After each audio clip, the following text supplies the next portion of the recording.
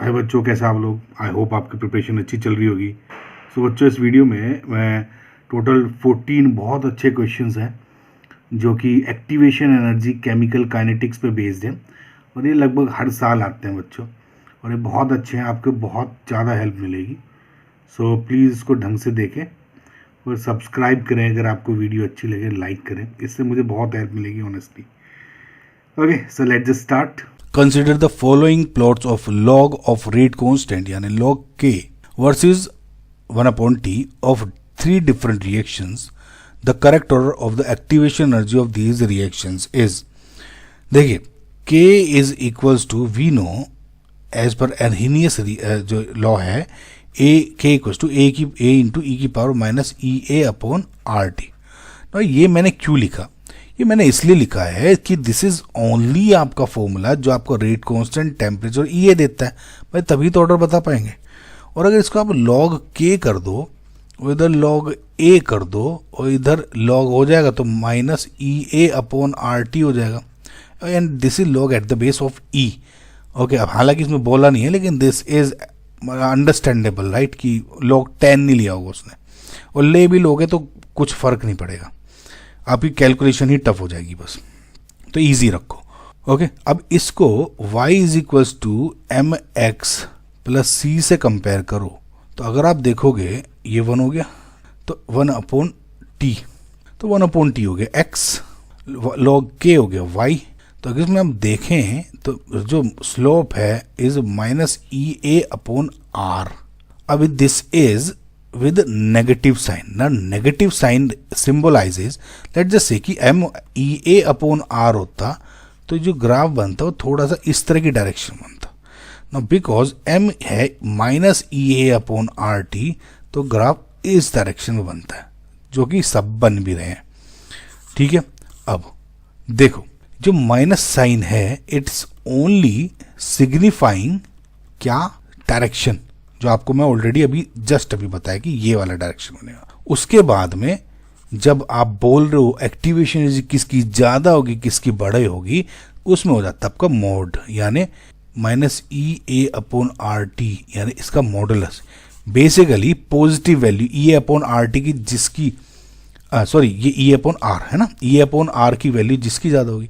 देखो R तो हो गया आपका कांस्टेंट, तो मैं कह सकता हूँ जो M है वो इज डायरेक्टली प्रोपोर्शनल टू थी आपकी एक्टिवेशन एनर्जी, करेक्ट ना, जिसका एक्टिव स्लोप ज़्यादा होगा। और देखो ये 3 है, स्लोप किस में सबसे ज़्यादा है? इसका। ओके, समझ में? अच्छा, इसको ऐसे मत कंफ्यूज होना कि मैं यूं स्लोप कैलकुलेट कर रहा हूँ, मैंने माइनस साइन ऑलरेडी हटा दिया। ठीक है, इस बात को जरूर ध्यान रखना, बहुत बच्चों के दिमाग में होगा कि मैं ये होता हूँ तो ये स्लोप होता है, अब ये करूंगा तो ये स्लोप होगा। अरे भाई, माइनस साइन में हटा दिया ना, माइनस साइन मैंने कंसिडरेशन नहीं कर रहा हूँ। अगर माइनस साइन कंसिडर करोगे तो वैसे कर लो, समझ में आपको? तो इस तरह से करना है मॉडुलस से कंपैरिजन में। तो जो जितना खड़ा डंडा उसकी ये सबसे ज़्यादा हो जाएगी, खड़ा डंडा सबसे ज़्यादा EA2 का है, उसके बाद फिर ये हो गई और उसके बाद होगी E3 स्लोप, और यही इसका ऑर्डर हो जाएगा। यानी जो आपका ऑप्शन नंबर 1 है EA2, E1 and EA3, this is your correct answer. Consider the following statements related to the temperature dependence of rate constants. Temperature dependence of rate constant यानी कि देखो पहला है the Arrhenius equation holds true only for an elementary homogeneous reaction. देखिए क्या है, K is equals to A into E की power minus EA by RT। यह सिर्फ और सिर्फ कोई एलिमेंट्री होमोजीनियस नहीं, ये इसमें कोई ऐसा कुछ नहीं है कि सिर्फ होमोजीनियस के लिए काम आएगा या एलिमेंट्री रिएक्शंस होगी उसमें का आएगा। ये हर टाइप की रिएक्शंस के लिए ये यूज़ कर सकते हैं, चाहे वो एलिमेंट्री रिएक्शंस हो, चाहे कॉम्प्लेक्स रिएक्शन हो, चाहे होमोजीनियस हो, चाहे हेट्रोजीनियस हो। ठीक है, तो दिस इज इनकरेक्ट स्टेटमेंट, समझ में आ गया? The unit of A is same as the K in Arrhenius equation. The unit of K is same as A, this is correct. देखिए मैथमेटिकली समझ में आई, जो एज इन होल E की power minus EA by RT ये एक numerical value हो जाती है। ठीक है, इसकी कोई इसकी कोई यूनिट नहीं है। तो यानी अगर K इक्वल्स टू ऐसे सोचो, इसकी यूनिट कुछ x है, A की भी यूनिट x ही होगी, क्योंकि यहाँ पे न्यूमेरिकल कोई नंबर है एक तरह से, इसकी कोई यूनिट नहीं है। तो ओवरऑल इक्वल पे तो आप एक्स एक्स इक्वल होगी, तो यानी के और ए की जो यूनिट है दिस इज सेम।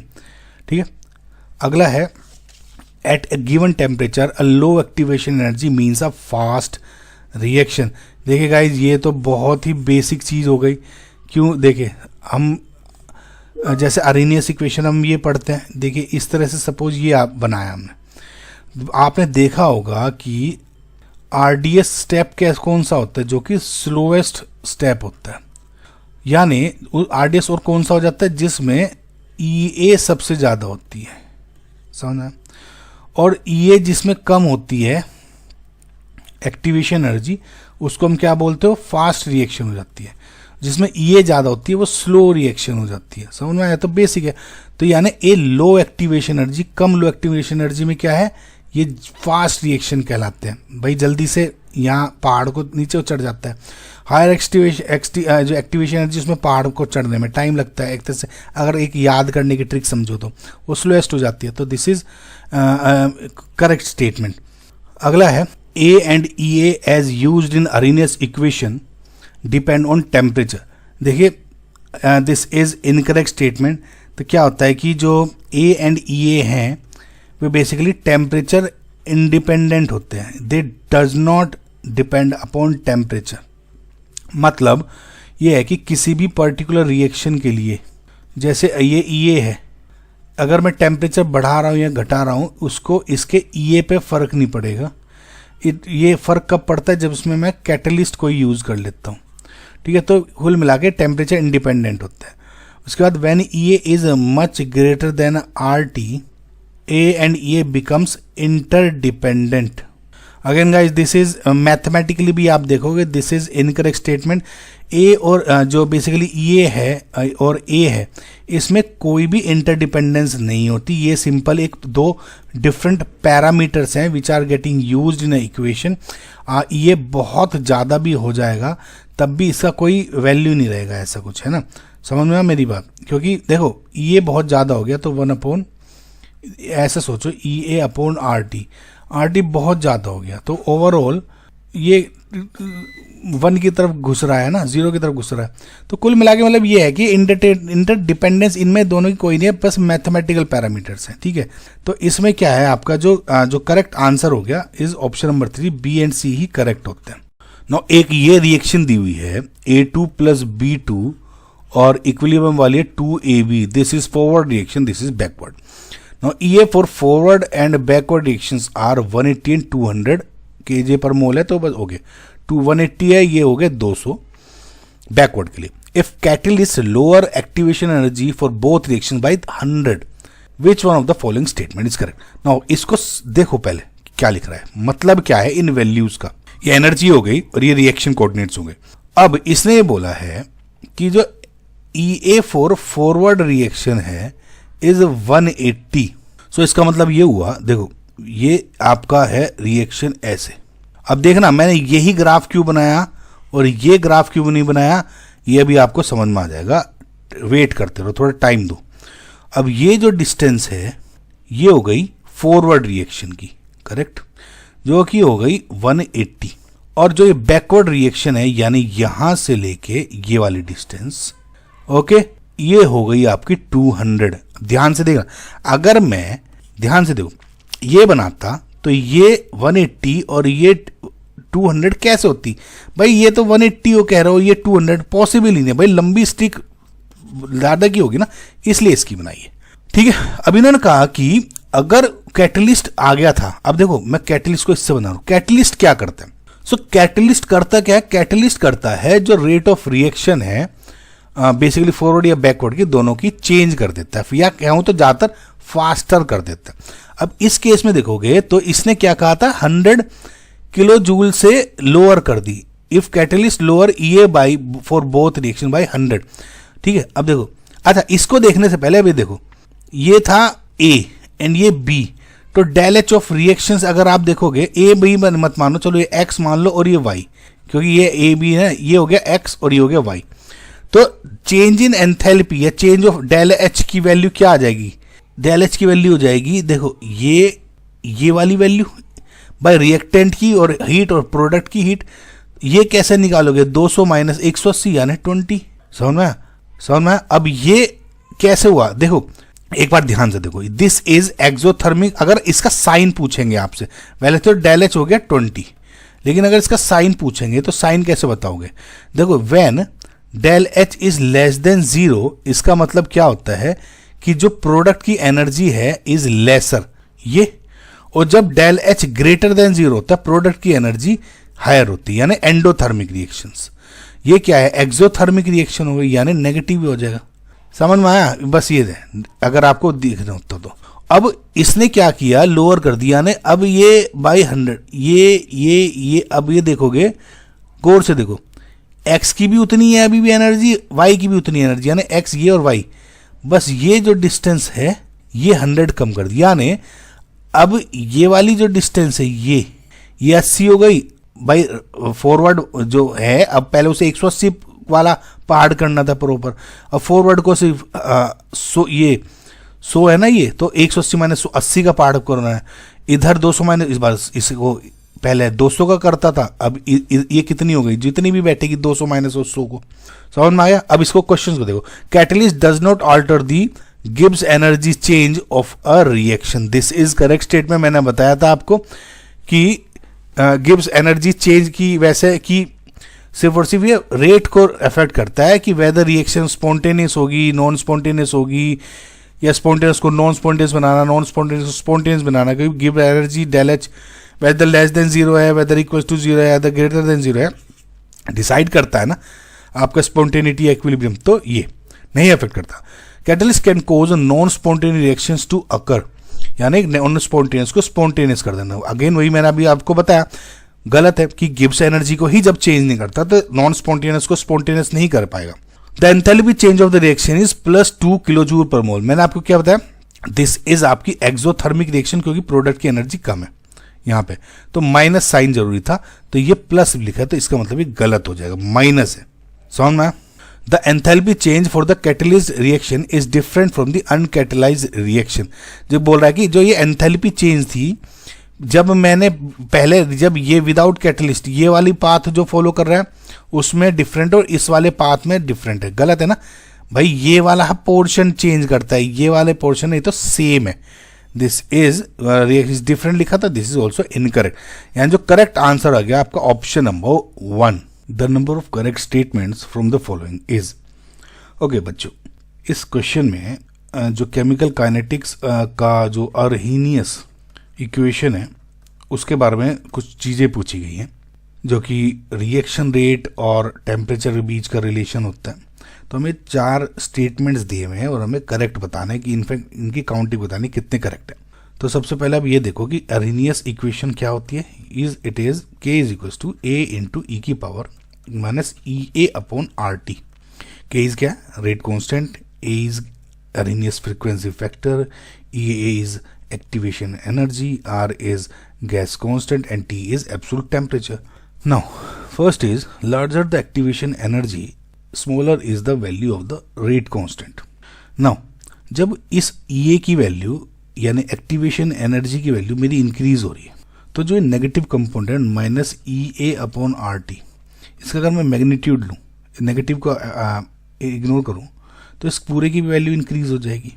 पर क्योंकि ये पूरा का पूरा एक्चुअल में नेगेटिव में है, तो अगर मैं ये कहूँ कि EA बढ़ रहा है, तो जो E की power minus EA upon RT की वैल्यू क्या हो जाएगी? डिक्रीज हो जाएगी। क्यों? क्योंकि आप ये सोचो कि ऐसे सोचो आप, EA इंक्रीज हुआ, ROT तो कांस्टेंट है। अगर मैं E की पावर -1 लूँ, ठीक है, अब EA इंक्रीज हुआ, इसका मतलब हो जाए E की पावर -2। अब मैं और बढ़ाऊँ E की पावर -3, तो इसकी वैल्यू क्या है? ये तो 1, 2 और 3 बढ़ रहा है, लेकिन ओवरऑल E की पावर ये क्या हो रहा है? घट रहा है। ओके, सो ये ग्राफ से प्रूव कर सकते हो। देखो, E की पावर x का ग्राफ क्या होता है? दिस। लेकिन सेम ही E की पावर अगर आप -x का ग्राफ देखते हो, वो क्या हो जाएगा? ऐसे।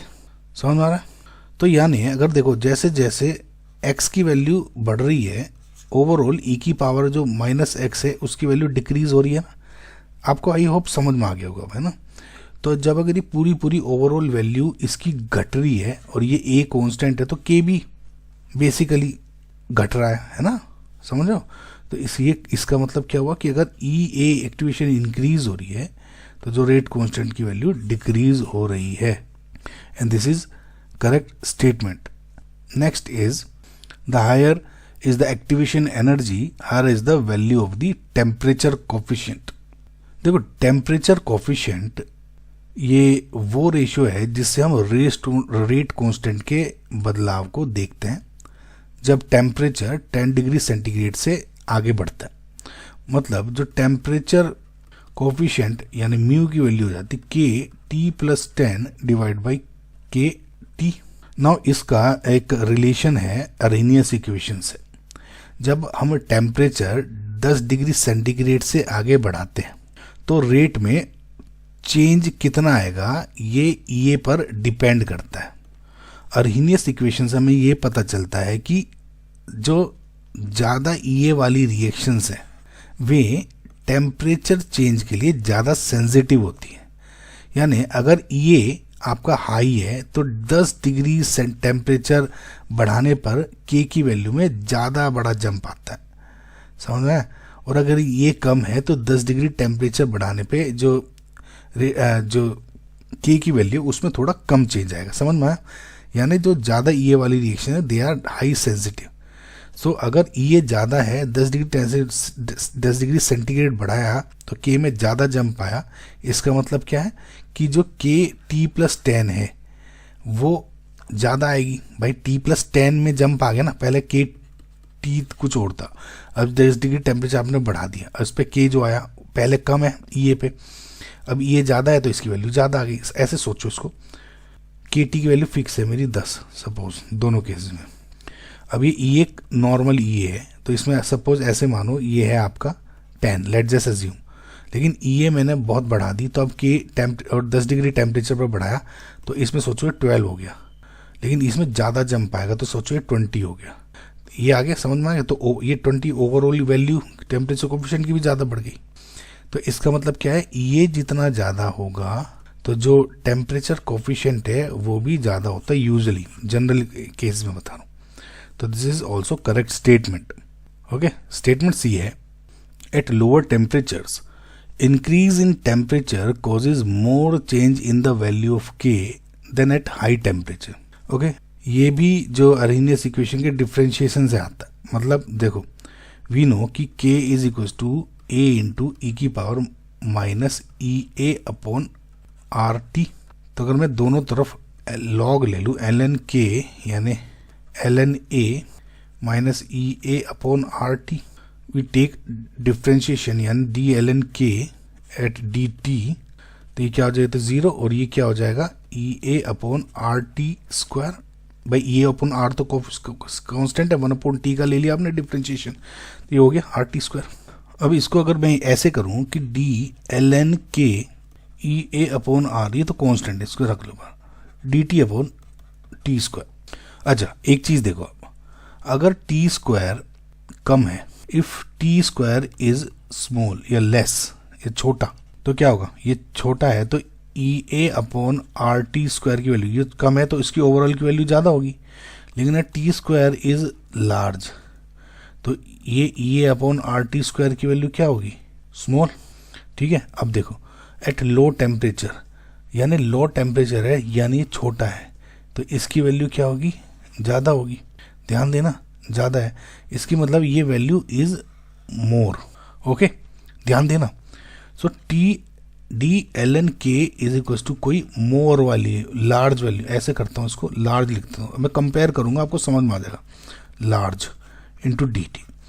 और अगर ये है एट लो टेम्परेचर, और अगर मैं एट हाई टेम्परेचर की बात करूँ तो यानी क्या था, ये छोटा था, तो डी ln K क्या हो गया, small value into d T. अब ध्यान से देखो, at low temperature increase in temperature causes more change in the value of K then at high temperature. अगर ये मैं यहाँ कुछ छोटा सा भी चेंज करूँगा लो टेम्परेचर पे, क्योंकि ये पूरी की पूरी वैल्यू लार्ज से मल्टीप्लाई हो रहा है, K में ज़्यादा अंतर आएगा। देन मैं अगर हाई टेम्परेचर पे उतना चेंज करता हूँ तो ln K में, क्योंकि स्मॉल की वैल्यू से मल्टीप्लाई हो रही है तो स्मॉल चेंज आएगा। बच्चों समझ में आ गया होगा ना अब तो। अब देखो जैसे सपोज DLN की यहाँ में ये 1000 ही वैल्यू से मल्टीप्लाई कर रहा हूँ और ये है 10, 1 डिग्री का टेम्परेचर चेंज किया तो 1000 से बाई एक तरह से 1000 टाइम्स इंक्रीज हो गया, और यहाँ DT1 है तो 10 टाइम्स इंक्रीज हुआ। तो eight high temperature small change cause less, है ना, चेंज इन या इंक्रीज इन के, और इसमें क्या होगा, ज़्यादा होगा। तो आई होप आपको ओवरऑल कंसेप्ट समझ में आ गया हो। तो this is also correct statement. Okay, option D is a plot of ln k versus 1/t is a straight line with slope of equals to e minus e by r. Okay, again वही k is equals to a into e की power minus E A upon R T होता है। तो अगर मैं किस कर रहे हैं ln k ले लेता हूँ, यानी ln a minus E A upon R T हो जाएगा, ln e हो जाएगा जो कि 1 होता है। अभी क्या कर रहे हैं, इसको लिख लेता हूँ मैं ln k equals to minus E A upon R और 1/t प्लस ln a, और इसको y equals to M X plus C से कंपेयर करूँ, क्या हो गया, प्लॉट ऑफ y क्या हो गया, x क्या हो गया 1/t, ये हो गया ln k हो गया, तो ये क्या हो गया, स्ट्रेट लाइन हो गया। ओके, और स्लोप क्या है, m हो गया minus E A by R, which is also correct statement. तो this is also correct. I hope आपको समझ में आएगा। जो नंबर ऑफ करेक्ट स्टेटमेंट्स हैं are 4 basically. Two reactions R1 and R2 have identical pre-exponential factors. Activation energy of R1 exceeds that of R2 by 10 kJ per mole if K1 and K2 are rate constants for reactions R1 and R2 respectively at 300 Kelvin, then ये जो ratio है log इसका is equal to, इसकी value बतानी है कुल मिला। Basically guys chemical kinetics chapter में जो सबसे ज़्यादा क्वेश्चंस बनते हैं, या ऑब्जेक्टिव क्वेश्चंस की बात कर रहा हूँ मैं, ये जो अर्हीनियस इक्वेशन है ना, इसमें से बहुत अच्छे क्वेश्चंस बन जाते हैं।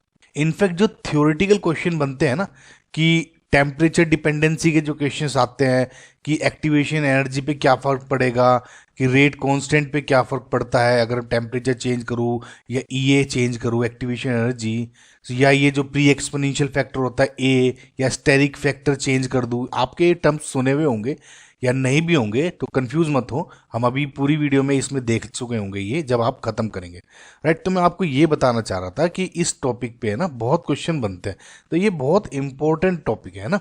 बेसिकली क्या क्या दिया है कि R1 और R2 जो have identical pre exponential factors, इसका मतलब क्या है, ए दोनों का सेम है। ए किस में, अर्हीनियस इक्वेशन में। एंड अर्हीनियस इक्वेशन होती क्या है, ये होता है rate constant equals to A into E to the power minus E A over R T, right. Now E A क्या है इसमें, E A is activation energy, and A क्या है, ए इज ये जो बोला है प्री एक्सपोनेंशियल फैक्टर, इसको आप कॉलिजन नंबर भी बोल सकते हैं। अब दोनों दो रिएक्शंस है R1 और R2, वो दोनों का ए सेम दिया हुआ है। ओके गाइस, अब देखिए जैसे इन्होंने K2 K1 की रेशियो पूछी है, तो सबसे पहले मैं क्या कर देता हूँ, देखिए K1 would be equals to for reaction R1 A into E to the power minus E A 1 upon R T. Activation energy different है, R यूनिवर्सल गैस कांस्टेंट है तो ये कांस्टेंट है, एंड टेम्परेचर T दोनों reactions 300 kelvin पे हो रही है तो ये भी कांस्टेंट है। Similarly, for reaction R2, we have K2 equals to A into e to the power minus EA2 over RT. A क्योंकि दोनों में सेम दिया हुआ है, राइट। समझ में आपको। अब दूसरी चीज इसमें क्या दी गई है कि जो डिफरेंस है एक्टिवेशन एनर्जी का, यानी ऑफ R1 माइनस R2, यानी क्या दिया हुआ है, EA1 माइनस EA2 10 kJ दी हुई है, 10 kJ पर मोल। सो अब क्योंकि मुझे इसकी रेशियो बतानी है, अब मैं क्या करूं, सबसे पहले देखिए गाइज, मैं इसका रेशियो ही कर देता हूं, डिवाइड कर दूं इसको। सो अब K2 और K1 पूला है ना, तो मैं K2 अपॉन K1 ही कर देता हूं। सो ये हो जाएगा equals to A into E to the power minus E A two R T divided by A into E to the power minus E A 1 upon R T. अब A से A cancel, ये क्या हो जाएगा, ऊपर ले लूं से, तो E equals to E to the power I mean EA1 upon R T minus EA2 upon R T हो जाएगा, और यहाँ पे आपका K2 अपॉन K1। सही है गाइज। अब क्या है, इसमें ln लिया हुआ है, log ले लूं दोनों साइड, राइट। अब क्योंकि बेस e पे है इधर तो और आसान हो जाएगा इधर। तो ये क्या हो गया, ln k2 और k1 जो मुझे फाइंड करनी है, ये क्या हो जाएगा, ln e की पावर समथिंग यानी EA1 upon RT minus EA2 upon RT, ये हो जाएगा गाइज। सो इसकी वैल्यू क्या हो जाएगी, EA1 minus EA2 upon RT। सो इसको अब EA1 माइनस EA2 क्या है, 10 kJ है, right guys. So 10 into 10 power 3 divided by R की वैल्यू क्या गई, तो 8.314 इंटू टेम्परेचर क्या है 300। नाउ गाइज अगर आपको कैलकुलेशन में अगर दिक्कत होती है कि मैंने यहाँ 10 पावर 3 क्यों ले लिया, सिर्फ 10 क्यों नहीं लिया, बहुत इक्वेशन में आपको देखते होंगे। तो बेसिकली गाइज क्योंकि नीचे यूनिट जूल पर मोल पर केल्विन में है ना ये आर की वैल्यू, तो इसलिए मैंने 10 पावर 3 ले लिया ताकि जूल से जूल डिवाइड हो जाए। आई होप गाइज आपको बेसिक पता होगा। अगर इन केस यहाँ केजे की वैल्यू होती ना तो मैं सिंपल 10 ही यूज कर लेता। तो ये जो यूनिट्स होती है फिजिकल केमिस्ट्री में ये बहुत इंपॉर्टेंट रोल प्ले करती है, तो इनको आप ध्यान से देखें। सो जब ये आप पूरे को सोल्व करेंगे ना, ये ln k2 अपॉन k1 की वैल्यू है, ये आ जाएगी आपकी 4.009 रफली, और ये रफली इक्वल्स टू आपको क्या मान सकते हैं 4 के, क्योंकि राउंड ऑफ में आंसर पूछा गया। तो जो आपका करेक्ट आंसर हो जाएगा D. Consider the given plot of enthalpy of the following reaction between A and B. ठीक है, ए प्लस बी हुआ और सी और डी फॉर्म हुआ। आइडेंटिफाई द इनकरेक्ट स्टेटमेंट बताना है आपको इसमें। ठीक है, अगर आप ग्राफ को देखें, ए प्लस बी रिएक्ट कर रहे हैं और इस पाथ को फॉलो करके सी बन रहा है और इस पाथ को फॉलो करके डी बन रहा है। अब ये पूछ रहे हैं कि D is a kinetically stable product. अब देखिए गाइज, इसको देखिए पहले आपको एक चीज पता होना चाहिए, और जैसे सी ऑप्शन में पूछा गया है कि C is the thermodynamically stable product, कि kinetically stable product and thermodynamically stable product होता क्या है। देखिए मैं आसान शब्दों में बोलूँ, आपने ऑर्गेनिक केमिस्ट्री में पढ़ा होगा बहुत बार, जब भी कोई रिएक्शन होती है ना गाइज, वो दो पाथ के थ्रू बन सकती है।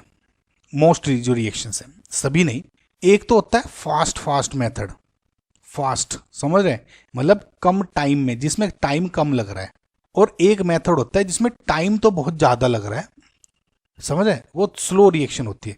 आप ऐसे मान के चलें, आप खाना बना रहे हैं कि जो ये फास्ट मेथड है यानी स्पीड तेज है, स्पीड क्या है, काइनेटिक्स, जिसकी स्पीड तेज है वो काइनेमेटिकली स्टेबल प्रोडक्ट होता है।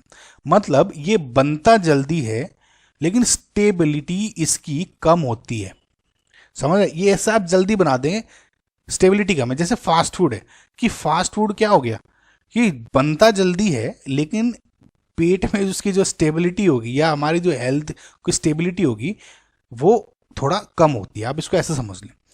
थर्मोडायनेमिकली जो स्टेबल प्रोडक्ट होता है यानी जो टाइम ज़्यादा लेगा, टाइम बनने में ज़्यादा लेगा ये, ठीक है, लेकिन एक बार जब बन गया तो इसकी स्टेबिलिटी ज़्यादा होती है। यानी आप मान लें कि जो भी आप सपोज खाना खा रहे हो, नॉर्मली हम घर पे खाना खाते हैं, हमारे घर पे खाना बनता है, जनरली क्या होता है, हेल्दी खाना होता है, तो क्या होगा वो थोड़ा टाइम लेगा बनने में लेकिन स्टेबल होता है। ये समझ में आ रहा है आपको। अब एक चीज़ देखिए, इसी बात को इस ग्राफ से समझिए। सपोज ये रिएक्शन है एक ये, ठीक है, और एक रिएक्शन है आपकी ये, समझ में आपको। अब देखिए ए प्लस बी ने रिएक्ट करा और इधर डी बना दिया, आप सेम टू सेम ऐसे मान के चले, ये इधर ऊपर आ गई, और ए प्लस बी ने जब रिएक्ट करके इस पाथ के थ्रू आई तो यहाँ पे सी बना दिया, जैसे इधर बनाए। इन्होंने एक ये दो ग्राफ को इधर बना दिया और कुछ नहीं करा है, इसको अब पलटा के इधर लिया है, समझाने के पर्पज से बता रहा हूं आपको, ठीक है। अब जब मैं ये बात बोलता हूं कि कोई प्रोडक्ट टाइम ज्यादा ले रहा है तो इसका मतलब क्या है कि जो ये वाला पॉइंट है ना, ये वाला टॉप वाला पॉइंट, इसको पहुंचने में कितना टाइम ले रहा है। अगर जल्दी पहुंच जा रहा है इस पॉइंट में, यानी सपोज आपकी ए प्लस बी है, रिएक्शन हो रही है, मैंने हीट देनी शुरू करी तो अब वो हीट बढ़ रही है, इसकी डेली है, एंथैल्पी है यहाँ पे, है ना, और रिएक्शन हो रही है। तो अब सपोज आपने रिएक्शन बढ़ानी शुरू करी तो क्या होगा, पहले रिएक्शन बढ़ी, टेम्परेचर बढ़ा और यहाँ तक पहुँच गया। अगर इस पाथ को यहाँ पे बढ़ के इस पाथ को फॉलो करके क्या बन गया, प्रोडक्ट बन गया, तो ये बन गया। यानी ये जो एक्टिवेशन एनर्जी है for kinematically stable product is less, क्यों, किससे, then this thermodynamically stable product. जो इस डी को फॉर्मेशन की रिएक्शन है क्या होगी, देखिए डी ये वाला इसकी एनर्जी और जो इस पॉइंट की एनर्जी का डिफरेंस होता है वो क्या है, activation energy to form product D. और जो इस वाले पॉइंट की एनर्जी है और जो ए और बी की एनर्जी का डिफरेंस है ये है activation energy required to form product C. समझ है, ये कंफ्यूज मत होइएगा। बहुत बार बच्चे क्या करते हैं, ए प्लस बी का और सी का डिफरेंस माइनस करते हैं, ये नहीं होता। ट्रांजिशन स्टेट और रिएक्टेंट की एनर्जी का डिफरेंस होता है एक्टिवेशन एनर्जी। तो अब ये क्या पता लग गया, ये जल्दी बन गया लेकिन इसकी एक्टिवेशन एनर्जी कम है। एक्टिवेशन एनर्जी किसकी ज़्यादा है, थर्मोडायनेमिकली स्टेबल प्रोडक्ट की। अब आप देखें जो ज़्यादा स्टेबल उसकी लेस एनर्जी, इसलिए मैंने डेलिबरेटली सी को नीचे बनाया था ताकि इसकी जो एनर्जी है वो आपको कम दिखे, डी की ऊपर दिख रही है। इतना समझ में आ गया गाइज आपको, समझ में आ गया गाइज आपको। अगर ये नहीं समझ में आया तो एक बार दोबारा सुने इस बात को, समझ में आ जाएगा। मैंने थोड़ी समझाने की कोशिश की है, आगे देखिए। D is kinetically stable product. मैंने क्या कहा कि जो काइनेमेटिकली स्टेबल प्रोडक्ट है उसकी जो एक्टिवेशन एनर्जी है वो लेस होता है देन थर्मोडायनेमिकली स्टेबल प्रोडक्ट की ई ए से। समझ, आप ऐसे मान ले ई के is less then E T activation energy. तो अगर आप डी को देखेंगे तो इसकी एक्टिवेशन एनर्जी क्या है, ये नहीं होगी गाइज, ये होगी। मैंने क्या कहा था, रिएक्टेंट और जो ट्रांजिशन स्टेट का डिफरेंस होता है, यानी ये कितना है 15 माइनस 5 यानी 10 हो गया। और सी का एक्टिवेशन एनर्जी क्या होगी, ए प्लस बी माइनस इसकी ट्रांजिशन स्टेट यानी कितना होगा 20 माइनस 5 यानी 15। एक्टिवेशन एनर्जी ज्यादा किसकी है, सी की, यानी सी क्या है, थर्मोडायनेमिकली स्टेबल प्रोडक्ट, सी सही है। D is a kinematically stable product, ये डी था ना, ये सही है क्योंकि 10 है यहाँ पे, ये सही हो गया।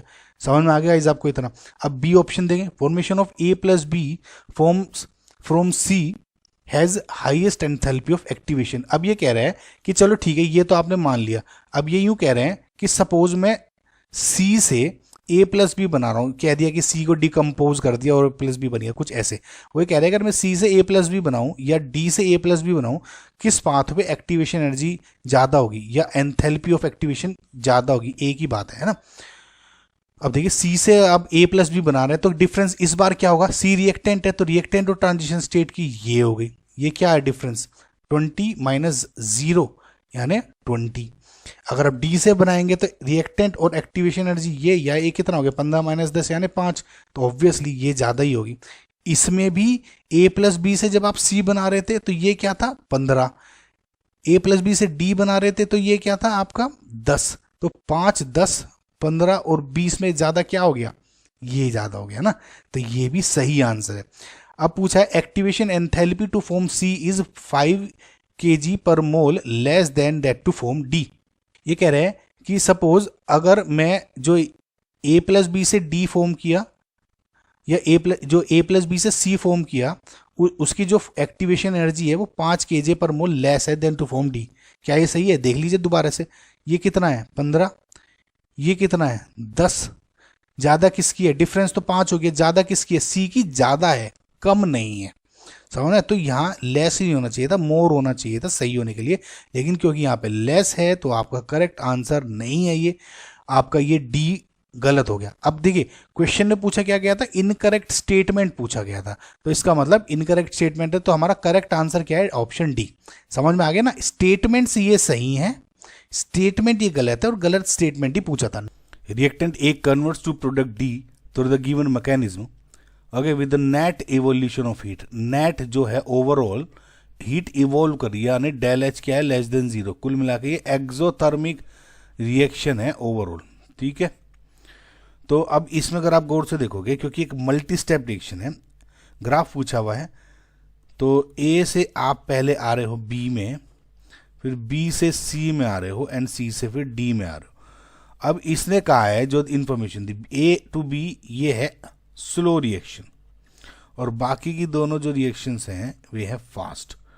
इससे ये तो पता लग गया कि जो मेरा ये स्लो स्टेप है हमेशा क्या होता है, रेट डिटरमाइनिंग स्टेप, ये आरडीएस है। ओके, हालांकि इसमें इतना रिएक्शन नहीं है लेकिन मैं आपको ऐसे बता रहा हूं। अब ये है डेल एच पॉजिटिव, तो ये एंडोथर्मिक रिएक्शन है, बाकी की एक्सोथर्मिक रिएक्शन है, दोनों की दोनों, यानी डेल एच लेस देन 0। समझ में?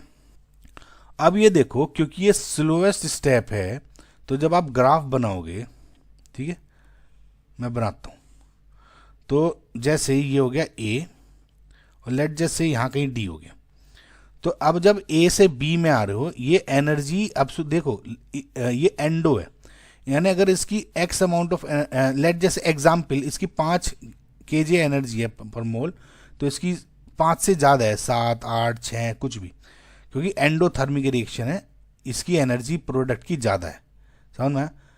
तो अगर मैं यहाँ से स्टार्ट कर रहा हूँ और ये स्लोएस्ट स्टेप है, तो ये चोच यहाँ आई और ये यहाँ पे कहीं रुका B, ठीक है, और ये इसको आप क्या कह दोगे, EA1, या मतलब ये जो फर्स्ट वाली की स्लोएस्ट। अब क्योंकि ये भी स्लोएस्ट थी, बाकी के जो भी हैं, ये जो भी ये चोट सी बनेगी इससे कम ही बनेगी क्योंकि जल्दी हो रही है। अगेन अब B से C पे आ रहे हैं, एक्सो है, तो यानी C की एनर्जी B से कम है, तो ये B से नीचे आएगा, तो लेट जस्ट, और प्लस फास्टर भी है, तो इससे चोंच कम होगी, ये कहीं यहाँ आ गया, समझ में आ गया कैसे देखते हैं।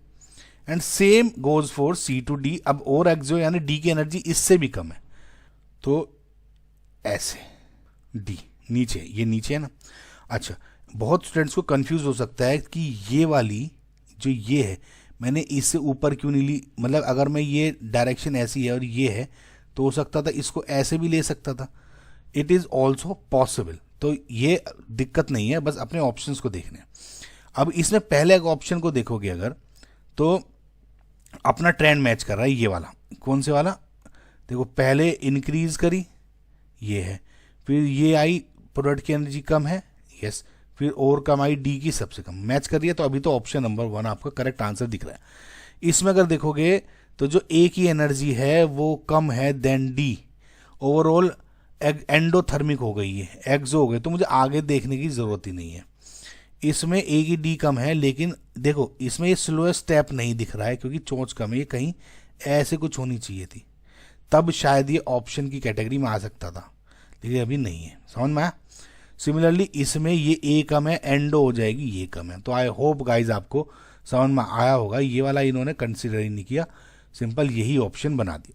तो option number 1 is your correct answer. Higher order reactions are rare due to, basically अगर आपने पढ़ा होगा, जो ऑर्डर है आपका, it can be either negative, fractional, कितना भी हो सकता है, ये जरूरी नहीं है कि जो ऑर्डर है आपका रिएक्शन का सिर्फ 3 तक ही हो, it can be any value, 3 4 5 6 10, कुछ भी हो सकता है, आप इस बात को ध्यान रखें, ऑर्डर कुछ भी हो सकता है, लेकिन ये पाया गया है कि जो हमारी जो हम देखते हैं कि ऑर्डर 3 से ज़्यादा बहुत ही रेयरली पाया गया है, यानी मैक्सिमम 3 तक हो जाती हैं ज़्यादातर रिएक्शन, 99% रिएक्शंस, 99.9% रिएक्शंस के जो ऑर्डर है वो 3 तक ही खत्म हो जाते हैं, उसके बाद रेयरली फाउंड होता है किसी रिएक्शन का ऑर्डर ज़्यादा हो।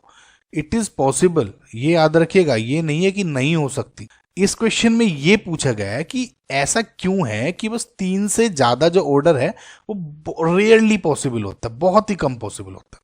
सो according to collision theory guys, जब भी 2 या मोर देन 2 मॉलिक्यूल्स रिएक्शन करते हैं तो उनको आपस में इनका एक कॉलिजन होना चाहिए साइमल्टेनियसली। 2 मॉलिक्यूल हैं तो obviously simultaneously at the same time कुछ लॉजिक नहीं बैठता, दोनों जब टकराएंगे तो एक साथ ही टकराएंगे, लेकिन जब 2 से ज़्यादा टकराने, फॉर एग्जाम्पल 3 मॉलिक्यूल्स, तो उनको भी साइमल्टेनियसली एक साथ टकराना चाहिए, तब वो रिएक्शन पॉसिबल होती है। समझ में आपको गाइस एक बात तो ये, इसका मतलब अगर आप इस जो ये नीचे पिक्चर दी हुई है, 2 तरह के मॉलिक्यूल हैं, एक रेड कलर का फॉर एग्जाम्पल, एक ग्रीन कलर का, तो जब ये मॉलिक्यूल्स आपस में टकराएंगे तो हम देखते हैं कि कुछ ही मॉलिक्यूल्स हैं जो आपस में एट जो सेम टाइम पे टकराए, ठीक है। तो जो जितने मॉलिक्यूल्स हैं ये जो टकराए, इन्होंने रिएक्शन कर गए, और जो बाकी के मॉलिक्यूल्स हैं जो टकराए नहीं आपस में, वे रिएक्शन में पार्टिसिपेट नहीं करते। तो हम ये कह सकते हैं कि these are those fraction of molecules which have proper energy, threshold energy and proper orientation to proceed a chemical reaction. तो जब ये मॉलिक्यूल टकराए, ये आपस में अरेंज हुए, तो ये वे फ्रैक्शन है मॉलिक्यूल के जिन्होंने रिएक्शन करी और रिएक्शन प्रोसीड हो गई। नाउ यहीं पे अगर मैं 3 मॉलिक्यूल ले लूं, फॉर एग्जांपल जैसे ये एक रेड कलर का है, ग्रीन कलर का है एंड ब्लू कलर का है। मतलब 3 टाइप्स ऑफ मॉलिक्यूल हैं, डिफरेंट मॉलिक्यूल हैं। फॉर एग्जांपल एक O2 का हो गया, एक H2O का हो गया, कुछ और दूसरा हो गया, कोई Cl2 हो गया, कुछ भी हो गया। तो इनको भी रिएक्शन करने के लिए साइमल्टेनियसली टकराना चाहिए with proper threshold energy, proper orientation, जैसे आप इसमें देख रहे हैं। तो अगर आप देखें 3 जो मॉलिक्यूल हैं यानी रेड ब्लू, इसी में ही सिर्फ प्रॉपर टकरा रहे हैं जो कि रिएक्शन करा पाने में सक्षम होंगे। तो अब जैसे ये 2 टकराए, ये रिएक्शन नहीं करी क्योंकि तीनों को एक साथ साइमल्टेनियसली कोलिजन होना जरूरी था। ये बात समझ में आई, यहां तक तो सिमिलर था। लेकिन व्हाट इफ अगर मैं 3 से ज्यादा ले जाता हूं, जैसे इस केस में अगर आप देखेंगे इसमें 4 टाइप के मॉलिक्यूल्स हैं, 1, 2, 3 एंड 4, ये दोनों सेम हो गए, डिफरेंट कलर हो गए ना। तो अब इस केस में क्या होगा कि वे सारे फ्रैक्शन ऑफ मॉलिक्यूल जिनमें प्रॉपर थ्रेशोल्ड एनर्जी या एक्टिवेशन एनर्जी जिसे आप बोलते हैं वो होनी चाहिए, और साथ ही साथ सभी मॉलिक्यूल्स को एक साथ टकराना भी चाहिए, प्रॉपर ओरिएंटेशन के साथ भी टकराना चाहिए। तो ये इस तरह से हो जाना चाहिए जैसे ये दिख रहा है, सारे मॉलिक्यूल्स के एक प्रॉपर ओरिएंटेशन के साथ दिखना चाहिए। तो ये बहुत ही मुश्किल हो जाता है, समझ आपको। तो इस वजह से जब 3 से ज्यादा मॉलिक्यूल्स हैं, ये इनका जो कोलिजन है वो बहुत ही रेयर होता है। सो इसी वजह से, क्योंकि ये हैपन होना बहुत ही ज्यादा रेयर हो जाता है, तो इसलिए ये जो 3 से ज्यादा का जो ऑर्डर है वो इम्पॉसिबल हो जाता है। पॉसिबल नहीं है ये नहीं कह रहा हूं मैं, ये कहना चाह रहा हूं कि रेयरली होता है बस। सो इसका मतलब जो आपका करेक्ट ऑप्शन है वो क्या हो जाएगा कि लो probability of simultaneous collision of all the reacting species. Yes, simultaneous collision की प्रोबेबिलिटी बहुत कम हो जाती है, ये करेक्ट आंसर है। ओके गाइस, सो आपका ऑप्शन ए सही है, बाकी का देखिएगा कोई नहीं है, सब के सब गलत ऑप्शन है। सिर्फ और सिर्फ जो ऑर्डर का जो करेक्ट रीजन रहता है वो सिर्फ इसी से रहता है कि कोलिजन नहीं होता, बस। आई होप गाइज आपको समझ में आओगा। In a biomolecular reaction, the steric factor P was experimentally determined to be 4.5. The correct options among the following are. Now guys, ये options आपको correct है या गलत हैं ये बताना है आपको। लेकिन सबसे पहले ये जो 4.5 वैल्यू दी हुई है स्टेरिक फैक्टर की, इसका मतलब क्या है हमें ये पता होना चाहिए। सो गाइज, जब भी कोई केमिकल रिएक्शन होती है तो उसके जो रिएक्टेंट मॉलिक्यूल्स हैं जब वे आपस में टकराएंगे तब वो रिएक्शन हैपन हो पाती है, समझ। नाउ सपोज 2 आपके रिएक्टेंट हैं ए एंड बी, इसमें कुछ मॉलिक्यूल्स हैं, इसमें कुछ मॉलिक्यूल्स हैं, जब ये आपस में मिक्स कर देंगे तो इनमें से ज्यादातर वे मॉलिक्यूल्स होंगे जो रिएक्शन में पार्टिसिपेट नहीं करते। नाउ सपोज ये 4 मॉलिक्यूल्स हैं, इसमें भी 4B के थे, इनमें से क्या होंगे देखेंगे कि जो 3 मॉलिक्यूल्स हैं वे तो रिएक्शन में पार्टिसिपेट ही नहीं कर रहे। सिमिलरली इसके जो 3 मॉलिक्यूल्स हैं वे भी रिएक्शन में पार्टिसिपेट नहीं कर रहे।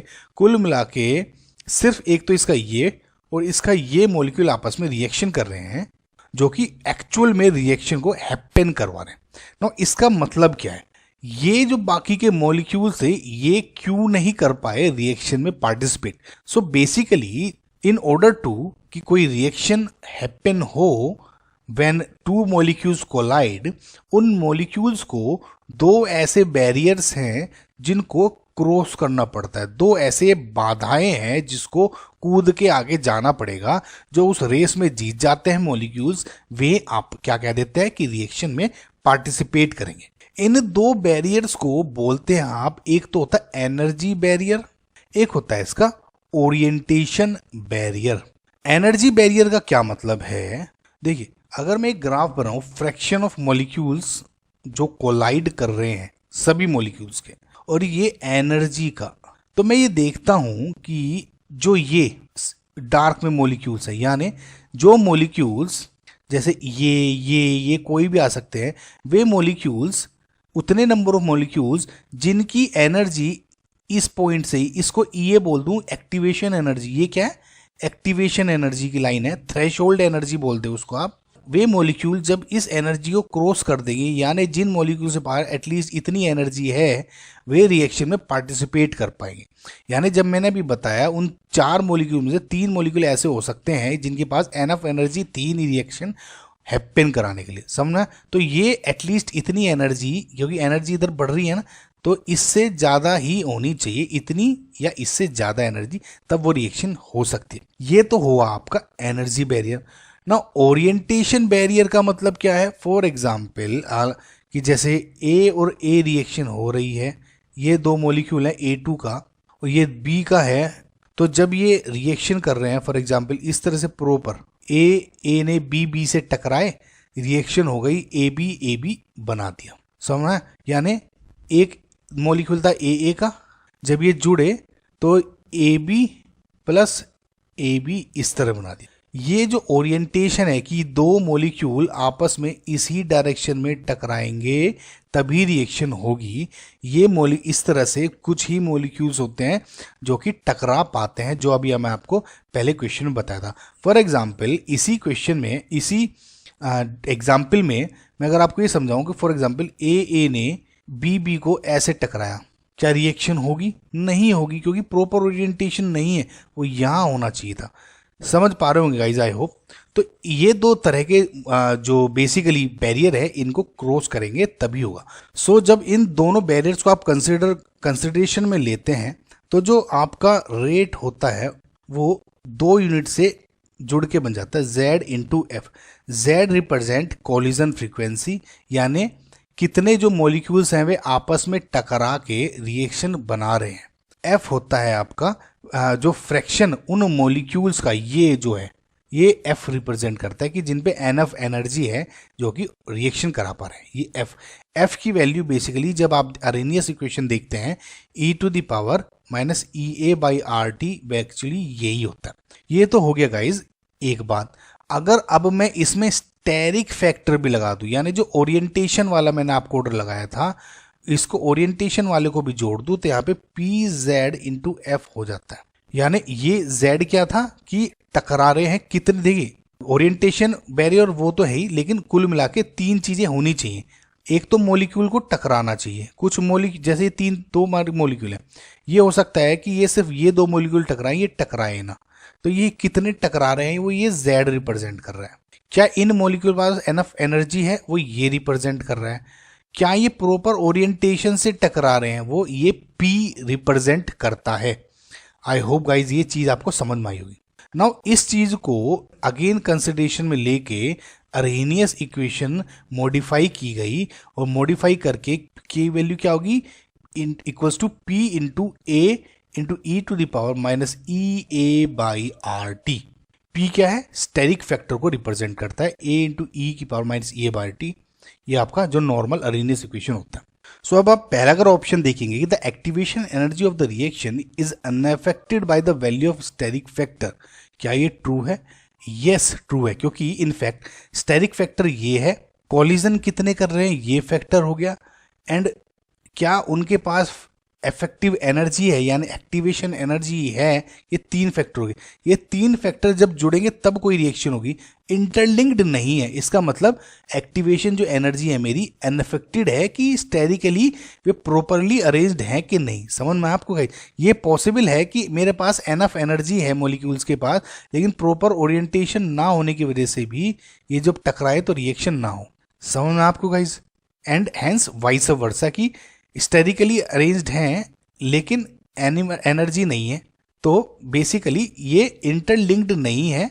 ये दोनों हों तभी रिएक्शन पॉसिबल होगी, नहीं तो जरूरी नहीं है। तो पहला ऑप्शन मेरा हो गया ए सही। दूसरा है experimentally determined value of frequency factor. Frequency factor क्या हो गया? ए है ना, is higher than predicted by Arrhenius equation. अब देखिए बेसिकली जब आप P को, स्टेरिक फैक्टर को जब आप इस K के फॉर्मूले में घुसा दोगे तो ये K क्या हो जाएगा? एक्सपेरिमेंटल, यानी जो रियलिटी में होता है। अगर K थियोरेटिकल आप कर दो यानी A Arrhenius A into e⁻ EA/RT, ये फॉर्मूला हो जाता है थियोरेटिकल। ये हो गया आपका एक्सपेरिमेंटल या एक्चुअल भी बोल सकते हैं, जो रियलिटी में होता है। समझ में आपको? सो इससे जब आप A थियोरेटिकल एंड A इसको इन दोनों को डिवाइड करते हो तो K experimental upon K theoretical का जो ऑर्डर आ जाएगा क्या हो जाएगा? ये डिवाइड, तो P ये हो गया। तो स्टेरिकली जो फैक्टर है P का रेशियो हो गया ये। अब बिकॉज P हमें दिया हुआ है ग्रेटर देन 1। एक सेट पैटर्न पे क्वेश्चन है गाइस, इस पे ध्यान दीजिएगा। P equals to 0, P greater than 1 and P less than 1, ये 3 केस बन रहे हैं। इसी तरह से आप कर लेंगे। P अगर ग्रेटर देन 1 है, ये इसका मतलब जो मेरी K एक्सपेरिमेंटल वैल्यू है is greater then K theoretical की वैल्यू। सो इससे क्या हो जाएगा, K एक्सपेरिमेंटल क्या है, P इंटू ए की power minus E A by R T, ये ग्रेटर देन है A इंटू ई की power minus E A by R T. ठीक, अब क्योंकि इसमें फ्रीक्वेंसी फैक्टर की बात की है तो मैं एक काम करता हूं, इस पूरे को आप क्या बोल देते हैं, A एक्सपेरिमेंटल इंटू ई की power minus E A by R T greater than A theoretical. ठीक है, ई की power minus E A by R T. ये थोड़ा गाइज आपको बोरिंग लग सकता है, लेकिन बिलीव मी एक बार समझ लेंगे तो कोई क्वेश्चन नहीं रुकेगा आपका। जिस तरह से मैं समझा रहा हूँ आपको कहीं एक्सप्लेनेशन नहीं मिलेगा इसका ऐसा। ठीक है, ये कैंसिल हो गए तो A एक्सपेरिमेंटल की वैल्यू ग्रेटर देन हो गई A थ्योरेटिकल के। समझना, यानी फ्रीक्वेंसी फैक्टर एक्सपेरिमेंटली जब डिटरमाइन किया जाता है इसकी वैल्यू हायर होती है than the predicted by Arrhenius equation, यानी थ्योरेटिकल। ये जब है जब P की वैल्यू ग्रेटर देन 1 है, 4.5 होती या 2.5 भी होती, 3.5 भी होती, इस तरह से। तो ये मेरा बी ऑप्शन सही है। समझ में, अगर लेस देन होती तब ये ऑर्डर उल्टा हो जाता। The value frequency factor predicted by Arrhenius equation is higher than determined experimentally, ये ऊपर अभी गलत प्रूफ से प्रूव हो गया। ठीक है, C since P is equal to 4.5 the reaction will not proceed unless an effective catalyst is use. अब बताइए गाइस, रिएक्शन मेरी होगी या नहीं होगी ये मेरा कैटलिस्ट नहीं डिसाइड करता। कैटलिस्ट सिर्फ रेट ऑफ रिएक्शन को मूव करता है, या कहूं तो कम या ज्यादा करता है। रिएक्शन होगी या नहीं ये नहीं डिसाइड करता। इसको आप ऐसे समझिए, कोई A टू B मेरी रिएक्शन है, ये रिएक्शन मेरी बेसिकली 5 घंटे लेती है कंप्लीट होने में।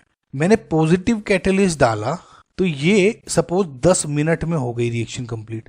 मैंने कोई नेगेटिव कैटलिस्ट डाला तो सपोज ये 5 घंटे के बजाय 15 आवर्स में होने लगी। ये हो सकता है, लेकिन कि ये रिएक्शन हो ही नहीं रही है और मैं कोई कैटलिस्ट यूज करके ये रिएक्शन करवा दूं, ये नहीं होता। समझ में आपको? So reaction will not proceed unless an effective catalyst use, ये स्टेटमेंट ही गलत है। कैटलिस्ट की वजह से इसका कुछ मतलब नहीं है ना। सो ये ऑप्शन हो गया आपका wrong. So A and B आपके करेक्ट आंसर्स हैं, राइट। सो नेक्स्ट क्वेश्चन देखते हैं। According to the Arrhenius equation, पहला ऑप्शन है A high activation energy usually implies a fast reaction. अब ये गलत है सही ये बताना। नाउ गाइस देखिए, ये सपोज एनर्जी है, राइट। अब कोई रिएक्शन प्रोसीड हो रही है इस पाथ से, ठीक, जिसकी एक्टिवेशन एनर्जी यानी ये वाला डिस्टेंस है EA है, सपोज EA1। एक दूसरी रिएक्शन है जो सेम रिएक्टेंट एंड प्रोडक्ट दे रही है लेकिन दूसरे पाथ से है, यानी एक्टिवेशन एनर्जी ये। नाउ ये सपोज इसकी जो एक्टिवेशन एनर्जी है इज EA2। मैं देख सकता हूं कि EA1 बड़ी है EA2 से। अब इस क्वेश्चन में ये कह रहा है कि जो ये हायर एक्टिवेशन एनर्जी है वाला जो पाथ है ये बेसिकली फास्ट रिएक्शन को इम्प्लाई करता है, और जो अगर EA2 यानी जो ये पाथ छोटा है ये जनरली स्लो रिएक्शंस को इम्प्लाई करता है। तो क्या ये सही है? ये it is absolutely wrong, because अगर आपने ऑर्गेनिक में थोड़ा बहुत भी पढ़ा होगा, देखिए ये एक चीज है ना, आप कहीं से भी एंगल से सोच सकते हो। अगर आपने ऑर्गेनिक में 2 प्रोडक्ट पढ़े होंगे ना, थर्मोडायनामिक प्रोडक्ट और एक पढ़ा होगा काइनेमेटिक प्रोडक्ट, पढ़ा होगा ना। अगर आपने हाइड्रोकार्बन्स पढ़े होंगे तो थर्मोडायनिक प्रोडक्ट में स्लो होती है लेकिन इसकी एक्टिवेशन एनर्जी हाई होती है। यानी अगर मैं इन दोनों को देखूं तो इसमें ये थर्मोडायनिक प्रोडक्ट दे रहा है लेकिन ये फास्ट नहीं स्लो होती है। जो काइनेटिक प्रोडक्ट होता है वो फास्ट होता है, यानी इसकी एक्टिवेशन एनर्जी कम होगी। समझना आपको, ये जल्दी हो जाती है और ये देर से होती है। लेकिन थर्मोडायनेमिक प्रोडक्ट इज ज्यादा stable, kinematic product is less stable, less than this thermodynamic one. समझना? तो पहली बात तो ये होगी, आपको ये चीजें पता होनी चाहिए, नहीं पता होनी चाहिए तो अब पता लगी। अब ये ऑप्शन क्या है? गलत है। किसी भी रिएक्टेंट को एनर्जी बैरियर ब्रेक करना है तो जितना ज्यादा एनर्जी लगेगी उसको उस एनर्जी को एक्वायर करने में, अब देखिए मॉलिक्यूल है, अब मैं सबको हीट कर रहा हूँ रिएक्शन कराने के लिए, हीट कर रहा हूँ, अभी कह रहा है कि नहीं भैया मुझे तो 10 जूल एनर्जी होगी तभी मैं रिएक्शन करूंगा। दूसरा मॉलिक्यूल था वो कह रहा है मैं तो 2 जूल एनर्जी पे ही रिएक्शन कर दूंगा, हाइपोथेटिकल सिचुएशन मान लो, तो ये 2 जूल होते ही रिएक्शन कर देगा। ये अभी अपना टेम्परेचर बढ़ा ही रहा है, ये गर्म ही हो रहा है अभी तक। तो ये जनरली स्लो होती हैं, जिनकी एक्टिवेशन एनर्जी ज़्यादा होती है। कम एक्टिवेशन एनर्जी वाले रिएक्शंस फास्ट होती है। ठीक है, तो पहला ऑप्शन इज रॉन्ग। दूसरा है the rate constant increases with increase in temperature, this is due to greater number of collisions whose energy exceeds the activation energy. अब देखिए, सबसे पहली बात तो मैं आपको गाइस एक ग्राफ बता रहा हूं। ये ग्राफ आपको एग्जाम में इस तरह से यूज करना है कि कोई भी क्वेश्चन आपका अटकेगा नहीं। वाई एक्सिस पे आपका के रेट कांस्टेंट, इस पे टी। नाउ ये गाइस थोड़ा सा इस तरह से बनता है कि यहाँ और ये थोड़ा सा ब्रेक होके इधर ये कह देते हैं कि बहुत लंबा है, स्ट्रेट लाइन है, कुछ भी हो सकता है। सो ग्राफ की शेप कुल मिला के चलिए आप ऐसे ही याद रख लें। कभी कभी एग्जाम्स में सिर्फ आपको इतना ग्राफ दे देंगे के ओ टेम्परेचर के लिए, कभी कभी ग्राफ में ये ऊपर वाला दे देते हैं के ओ टेम्परेचर के लिए, समझ रहे? तो ये वाला या ये वाला सेम टाइप के ही हैं, इस तरह से आप ध्यान रखिएगा। समझ आपको कि ग्राफ का, तो ये जो ग्राफ का है ऑर्डर, जो ग्राफ है आप इसको याद रखें। सबसे पहले तो अगर आप इससे समझ पा रहे हैं कि जो रेट कांस्टेंट है ये increases with increase in temperature, एक ऊपर मूवमेंट पे जाके ये बेसिकली यहाँ पे पैरेलल हो जाता है। ये है ए की वैल्यू, मतलब जब टेम्परेचर इनफाइनाइट हो जाएगा तब के की वैल्यू एक इक्वल हो जाती है, मतलब के इक्वल्स टू ए इंटू ई की power minus E A by R T है। अब जब टेम्परेचर इनफाइनाइट हो जाएगा तो ये ओवरऑल जीरो हो जाएगा, तो के इक्वल्स टू ए की पावर ई की पावर जीरो यानी ए।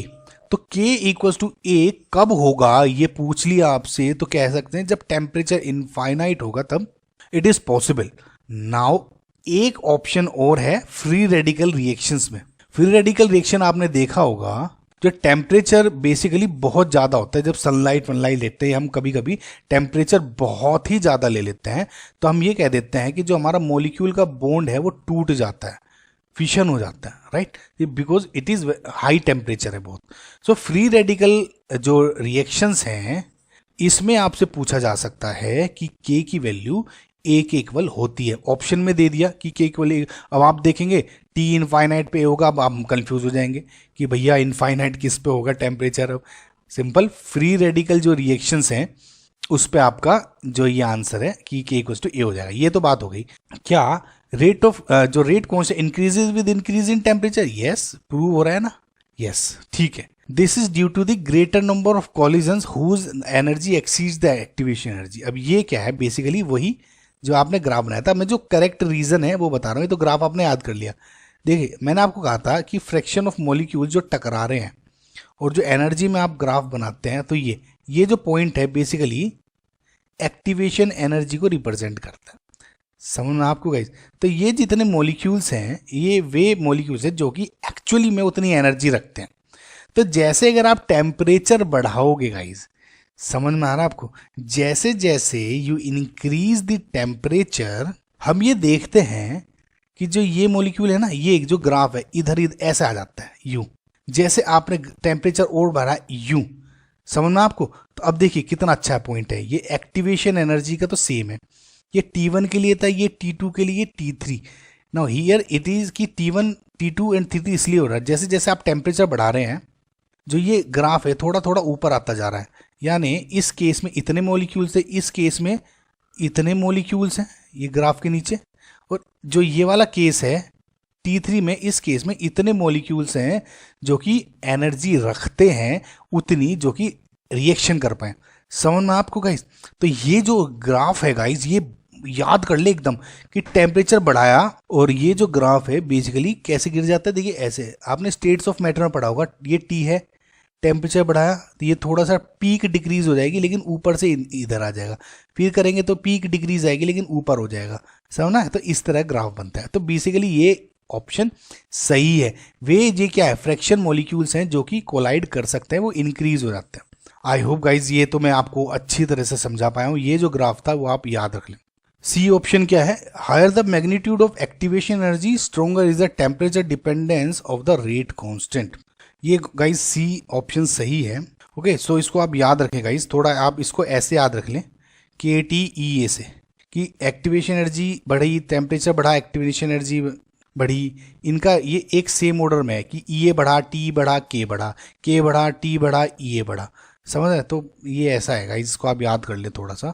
The pre exponential factor is measure of rate at which collision occur irrespective of their energy is correct. समझना आप, अभी आपको समझाया था प्री एक्सपोनेंशियल फैक्टर का। सो BCD ऑप्शन करेक्ट है। Plots of showing the variation of the rate constant with the temperature T as given below, the plot which follows Arrhenius equation is. Now guys again वही मैंने आपको बताया था ना कि K और T में जो ग्राफ बनता है आपका कुछ लगभग इस टाइप का बनेगा, ठीक है। अब इसमें क्या है, या तो ग्राफ आपको ये वाला दे सकते हैं या ये वाला दे सकते हैं। इसमें ए ये वाला दिया हुआ है और गलत है सबके सब, ठीक है। तो ए ऑप्शन आपका सही हो गया। अच्छा इसमें मैं एक बात पूछता हूं, अगर इन केस अगर ये भी ना आपको पता होता ग्राफ, क्या आप तब कर सकते थे? या मैं कहूं कि मुझको थ्योरी नहीं पता थी इसकी, मतलब मुझे सिर्फ ये पता है कि K equals to A into EE/RT Arrhenius equation है, सिर्फ ये पता है, तो तब क्या मैं इस ग्राफ को सोल्व कर सकता हूं? देखिए ये चीजें गाइस ट्रिक्स होती हैं, जो मैथ्स आपकी अच्छी है तो आप कर पाएंगे। देखिए अगर आप मैं देखूं, अब जीरो और इनफाइनाइट के बीच में वैल्यू लगभग इसमें सबकी सेट हो रही है, बीच की तो मैं रेयरली थोड़ा डिसाइड कर पाऊंगा ना, इंक्रीजिंग हो रहा है डिक्रीजिंग में, इस पे इसमें कैसे कंपेयर करूंगा, वैल्यू नहीं दी हुई है। तो मैं कहा कि चलो ठीक है, एक काम करता हूँ, T और K की वैल्यू है तो मैं T की वैल्यू 0 केल्विन पे देखता हूँ, यानी K equals to A into E⁻, 0 हो गया तो E⁻ माइनस इनफाइनाइट हो गया, माइनस साइन था ना, तो यानी A अपॉन E⁻ इनफाइनाइट यानी इन्फिनिटी की वैल्यू हो गई, क्योंकि ये ग्राफ रहता है ना लगभग ऐसे, तो E⁻x है, ये x है, x इनफाइनाइट है तो Ex भी इनफाइनाइट, ठीक है। तो माइनस साइन का इसमें बड़ा अच्छा रोल होता है क्योंकि ग्राफ डिफरेंट हो जाता है। तो ये हो गया, तो ओवरऑल क्या हो गया, लगभग 0 अप्रोक्सीमेटली, K की वैल्यू 0, यानी अगर मेरा T 0 है तो K मेरा 0 होना चाहिए। T इक्वल्स टू 0 है तो K 0 है, यस इसमें सही है। क्या इसमें सही है? नहीं। क्या इसमें सही है? नहीं। क्या इसमें है? नहीं। वैसे भी सही हो गया आपका, ठीक है। आई होप गाइज आपको समझ में आएगा, ये छोटी छोटी वैल्यूज आप पुट करके देख लें तो हो सकता है सही हो जाए, ठीक है। ए ऑप्शन सही है। नेक्स्ट क्वेश्चन देखते हैं। For a first order reaction the temperature T dependence on rate constant was found to be this, ठीक है। The pre exponential factor A and the activation energy EA is, guys कुछ नहीं है इसमें, simple लोग K की value दी हुई है -2000 अपॉन T प्लस 6.0, इसको अगर आप कंपेयर करें K equals to A into E⁻−EA/RT से, तो इसमें लोग ले लें ln K equals to ln A minus EA/RT। Question में इसमें लोग में दिया हुआ है तो log K equals to log A, right guys, यानी 2.303 log K equals to 2.303 into log A minus EA/RT हो जाएगा, ठीक है। अब 2.303 से मैं ऊपर नीचे डिवाइड कर दूं तो log K equals to log A minus EA upon 2.303 RT हो गया। ये मैंने सिर्फ समझाने की पर्पज से किया है गाइस, आई होप आप डायरेक्ट कर पा सकते हैं तो आप कर लें, ठीक है, कोई दिक्कत नहीं। इसको और इसको कंपेयर करूं तो यहाँ लिख दूं log K equals to 6.0 minus 2000 upon T। इसको राइट में क्यों लिख दिया मैंने, क्योंकि मैंने देखा है टेम्परेचर इधर है, इधर टेम्परेचर यहाँ है, तो मैंने थोड़ा अरेंज करने के लिए, ठीक है। सो लोग A की वैल्यू हो गई आपकी 6 एंड EA अपॉन 2.303 R, यानी ये वाली पूरी ये वैल्यू होगी, ये T हटा दिया ना तो 2000। अब इसको अलग अलग सोल्व कर ले, R की वैल्यू क्या हो जाएगी 8.314, ओके। सो EA की वैल्यू हो गई 2000 इंटू 2.303 इंटू 8.314, इससे सोल्व करके आपका 38.3 किलो जूल पर मोल आंसर आ जाएगा। कैलकुलेशन है गाइस सिंपल, ठीक है, ओके। लोग A हो जाएगा तो A की वैल्यू क्या हो जाएगी 10⁻6, क्योंकि इस बार 10th पे बेस पे समझ है, तो कंफ्यूज मत होइए आप। तो A 10⁻6, ये 38.3, तो ऑप्शन जो आपका सही है क्या है D। समझ में आपको। Rate of a reaction doubles when its temperature changes from 300 kelvin to 310, ठीक है। जो रेट ऑफ रिएक्शन है वो बेसिकली डबल हो गया। Activation energy of a such a reaction will be, वैसे तो वी नो कि k equals to A into ई की power minus E A by R T होता है, लेकिन इसमें जब दो टेम्परेचर चेंजेस होते हैं तो k1 और k2 निकाल के माइनस कर दें तो आपको एक फॉर्मूला डिराइव होता है जो कि आपको सबको याद होना चाहिए। आई होप बहुत ही आसान है, लेकिन सिर्फ बस मैंने इसको समझाने के लिए बताया कि k1 equals to A into ई की power minus E A one by R T, k2 equals to A into ई की power minus E A two by R T, दोनों को डिवाइड करके उनका लोग ले लें, वैल्यू कर लें, आज भाई ये फॉर्मूला आ जाएगा E A by 2.303 R into 1/T2 minus 1/T1। ये हो गया, माइनस साइन है, ध्यान दीजिएगा। T1 की वैल्यू है 300, T2 की वैल्यू है 310, ई ए की वैल्यू पूछिए, आर की वैल्यू दी हुई है, K2 K1 की वैल्यू नहीं दी हुई है। अब इसमें क्या दिया हुआ है कि रेट ऑफ रिएक्शन डबल्स, तो let just suppose R equals to क्या है, K इंटू ए की पावर n, ठीक है। At temperature T K change हो गया तो R इक्वल्स टू K2 हो गया ए की पावर n, ठीक है। तो ये 2R है, ये R है, समझना आपको क्यों लिखा मैंने K1 एंड K2, क्योंकि टेम्परेचर चेंज किया, आप रेट कांस्टेंट आपका चेंज हो रहा चाहिए, तो ये डबल हो जा रहा था टेम्परेचर चेंज करने पे, तो डिवाइड कर लें, ये हट गया, तो K1 अपॉन K2 की वैल्यू होगी हाफ। तो ओवरऑल जब इसको इधर लग जाएंगे तो K2 अपॉन K1 है तो उल्टा हो जाएगा, यानी log 2 हो जाएगा इधर, equals to minus E A upon 2.303 into 8.314 which is given into 1/T2 minus T1 यानी 1/310 माइनस 1/300। इस पूरे को जब आप सोल्व करेंगे, ई ए को इधर उधर ले जाके ई ए की वैल्यू हो जाएगी 53.6 kJ पर मोल, ठीक है गाइस, समझ में आया? बस आपको ये पता होना चाहिए K1 K2 मैंने कैसे निकाला था, वो आसान था। राइट गाइज, सो आपका जो करेक्ट है ऑप्शन ए। गाइज देखिए ये क्वेश्चंस बहुत आसान है, आपने अब तक देखा होगा सिर्फ 2 से 3 ही ऐसी इसमें फॉर्मूला है, रिएक्शंस हैं जो टाइप के क्वेश्चंस है जो रिपीट होते रहते हैं। तो आपको ये लोग पता है, आपको K1 K2 नहीं निकाला जा रहा है, आपने देखा कि टेम्परेचर चेंज हुआ था तो मेरा रेट कांस्टेंट ऑब्वियसली चेंज हो रहा होगा, तो रेट के ऑर्डर में भी आपको K1 एंड K2 लिखना पड़ेगा, समझ में? सो अगर सपोज टेम्परेचर चेंज होता, किसी वजह से कुछ आपका रेट चेंज हो रहा है, सपोज कंसंट्रेशन चेंज करने पे, जैसे आपने पहले स्टार्टिंग में मैंने आपको समझाया था कि इसमें K को मैंने सेम क्यों लिखा, क्योंकि टेम्परेचर चेंज नहीं हो रहा था उसमें। For the reaction of H2 with I2 the rate constant is, ये दिया हुआ है, एट 327 डिग्री सेंटीग्रेड एंड 1 है इसकी value at 527 degree centigrade. Obviously rate constant है, मैंने आपको बताया था कि रेट कांस्टेंट ओनली टेम्परेचर पे ही डिपेंड करता है, कंसंट्रेशन वगैरह पे नहीं। सो अब क्या कहा कि जैसे टेम्परेचर चेंज किया, जो इसके इक्विलिब्रियम कांस्टेंट है उसकी वैल्यू चेंज हो गई। तो अब क्या बताना है कि एक्टिवेशन एनर्जी बतानी है ऑफ द रिएक्शन। सिंपल है गाइज, डायरेक्ट फॉर्मूला बेस्ड है। फॉर्मूला क्या है आपको पता ही होगा कि log K2 अपॉन K1, नहीं पता होगा सेम क्वेश्चन गाइज इन पर रिपीट होते हैं, वीडियो जो पार्ट 1 है इसका उस पर भी मैंने आपको बताया हुआ है। log K2 अपॉन K1 अपॉन equals to E A upon 2.303 R 1/T1 minus 1/T2, ये फॉर्मूला है। ई ए यहाँ पे एक्टिवेशन एनर्जी है, K2 है rate constant at temperature T2 जो दूसरे वाला है, और K1 क्या है, rate constant at temperature T1। इसमें एक बात आप ध्यान रखिएगा, ये जो फॉर्मूला इस तरह से अरेंज है कि जिसमें T2 की वैल्यू बड़ी है T1 से, ठीक है गाइस। सो गाइस वैल्यू रख लेते हैं, log K2 की वैल्यू क्या दी है 1 डिवाइडेड बाई K1 क्या है 2.5 इंटू 10⁻⁴। नो गाइस एक बात आप ध्यान रखिए, इसमें ये डेसीमीटर क्यूब है, डेकामीटर क्यूब है, मिलीमीटर क्यूब है, कुछ भी दिया हुआ है, सेंटीमीटर क्यूब है, आपको इसमें कंफ्यूज होने की जरूरत ही नहीं है। बहुत बहुत स्टूडेंट इन यूनिट्स में कंफ्यूज हो जाता है, हालांकि आपको पता होना चाहिए गाइस, लेकिन फिर भी बहुत स्टूडेंट्स में कंफ्यूज हो जाते हैं कि यार एक कंफ्यूज देखा, मुझे तो कन्वर्जन आता ही नहीं इसमें, मैं क्या करूं। देख गाइस इस क्वेश्चन में क्या जरूरत थी, ये यूनिट K2 और K1 हो गया, दोनों की यूनिट क्या थी dm क्यूब मोल पर सेकंड, नीचे भी dm क्यूब पर मोल पर सेकंड, ये थी ना, सब की सब वैल्यू आपस में कट गई। तो क्या इस रेशो की वैल्यू पे कुछ फर्क पड़ा?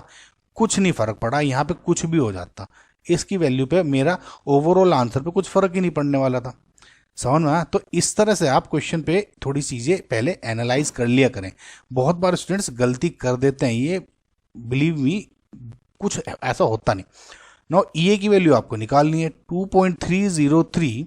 आर की वैल्यू क्या रखेंगे, देखिए जूल पर केल्विन पर मोल दी हुई है, सिंपल 8.314 रख दें यहाँ पे, मल्टीप्लाई बाई 1/T1 और T2 क्या है। अब देखिए T1 एंड T2 हमेशा यहाँ पे केल्विन में रखे जाएंगे। 327 डिग्री को आप केल्विन में कन्वर्ट करेंगे, यानी 327 प्लस 273, तो आपका आ जाएगा 600 केल्विन। एंड जो आपका 527 डिग्री सेंटीग्रेड है, इस पे जब आप 273 ऐड करेंगे तो आपका आ जाएगा 800 केल्विन। बस यहाँ पे क्या रखना है, 1/600 माइनस 1/800। इस जब पूरे को आप सोल्व करोगे तो आपकी जो वैल्यू ई आ जाएगी। देखिए गाइस, कैलकुलेशन तो थोड़ी करनी पड़ेगी, राइट। कैलकुलेशन में ई की वैल्यू क्या हो जाएगी, देखिए जूल पर केल्विन पर मोल में है, इसलिए जो फाइनल आंसर क्या हो जाएगा 165,431 जूल पर मोल, लगभग इतना आएगा, देख लीजिएगा आप, है ना। अब क्योंकि ये बात देखिए आंसर किसमें पूछा है, activation energy in kilo joule per mole, kilo joule per मोल में है, जूल पर मोल में मेरा आंसर था, तो यहाँ पे क्या हो जाएगा, 1000 से डिवीजन हो जाएगा सिर्फ और सिर्फ किलो में कन्वर्ट करने के लिए। जैसे मैंने 1000 से डिवाइड किया, यहाँ पे के प्रकट हो जाएगा और पूरे का आंसर क्या हो जाएगा 165.431 केजे पर मोल। समझ में आएगा इस आपको। तो रफली जो अगर आप देखेंगे इसका आंसर क्या हो जाएगा, ये ऑप्शन नंबर डी। ये जो यूनिट्स है ना, इस चीज में बड़ा फिजिकल केमिस्ट्री में है ना, यही बहुत इंपॉर्टेंट रोल प्ले करता है। कंफ्यूज हो गए तो खेल खत्म। For the adsorption of hydrogen platinum the activation energy is this, and for the adsorption of hydrogen on nickel the activation energy is this. The logarithm of the ratio of rates of chemical absorption on equal areas of metal at 300 Kelvin is। देखिए simple question है बहुत, लेकिन छोटे छोटे basics आपको पता होने चाहिए। इन्होंने देखिए कहा है कि अगर ये प्लेटिनम सरफेस है और एक ये निकल की सरफेस है, दोनों में हाइड्रोजन गैस ही आप एड्सॉर्ब करा रहे हो इन दोनों सरफेसेस पे। इसकी काइनेटिक एनर्जी 30 kJ पर मोल है और इस एक्टिवेशन एनर्जी, एंड इसमें 41.4 आपकी एक्टिवेशन एनर्जी है। अब इसमें अगर अब कह दिया कि सरफेस एरिया एकदम सेम है इसका, तो रेट्स ऑफ रेशियो केमिसोर्प्शन पूछना है। देखिए गाइस, आपको ये पता होना चाहिए कि जो रेट है केमिसोर्प्शन का is dependent upon its partial pressure of the gas. समझ में। अब इस केस में क्या है, H2 नाउ, क्योंकि H2 गैस दोनों में सेम है, एड्सॉर्ब हो रही है, तो इसका मतलब जो इसका जो रेशियो ऑफ रेट्स, या कहूं तो R इक्वल्स टू क्या हो सकता है, K इंटू सपोज जो भी पार्शियल प्रेशर होगा H2 का। सो बिकॉज इन दोनों केसेस में, इन दोनों रिएक्शंस में पार्शियल प्रेशर जो मेरा हाइड्रोजन गैस है दोनों सेम है, तो मैं ये कह सकता हूं कि ठीक है। अगर मुझे क्वेश्चन में पूछा गया है कि ln R1/R2 पूछना है, तो मैं ln K1/ अगर K2 निकालूंगा तो मेरा सेम आंसर होगा। आपको ये समझ में आया, ठीक है। नाउ अब ऑल्सो इसमें अब हम ये भी पता है कि फ्रॉम अर्हीनियस इक्वेशन कि K equals to A into ई की power minus EA by RT, right. Now ये फॉर्मूला मैंने क्यों यूज किया, क्योंकि इसमें आपको दी हुई थी एक्टिवेशन एनर्जी की वैल्यूज, और एक्टिवेशन एनर्जी क्या होती है आपकी, ये वाली, R is rate constant, T is temperature, ठीक है। नाउ इस क्वेश्चन में अब बस आपको दोनों की वैल्यूज डालनी है और हो जाएगा। नाउ लेट जस्ट सपोज अगर मैं K प्लेटिनम के केस में बोलूं ना, जब प्लेटिनम के केस में हाइड्रोजन एडजॉर्ब कर रहे हो, तो उसके केस में हो जाएगा K A into E A, let just say कि EA PT लिख देता हूं उसको, और ROT।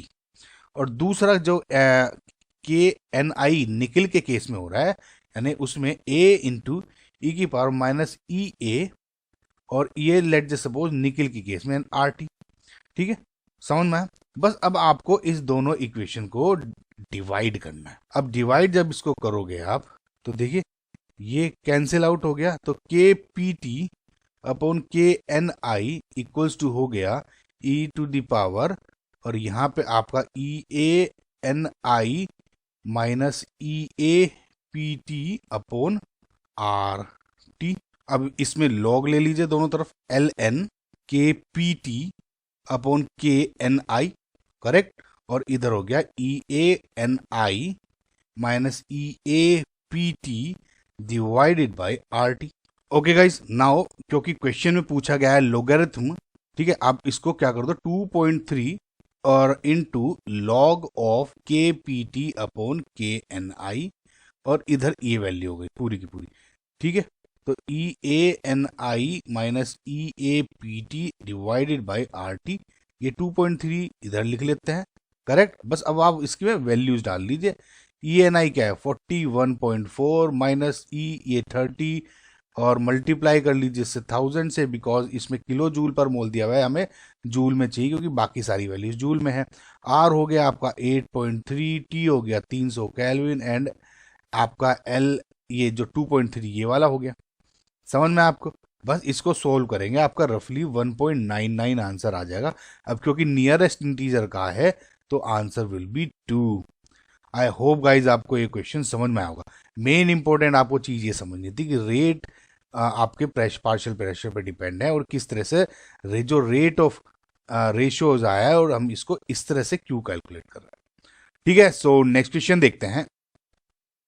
Consider the following reaction that goes from A to B in 3 steps as shown below, ठीक है। अब वी नो कि गाइज ये रिएक्टेंट है, ये फाइनल जो प्रोडक्ट बना है, और डिफरेंट डिफरेंट आपको ये आरडीएस होके मतलब स्टेप्स होके आपका ये कम बना है।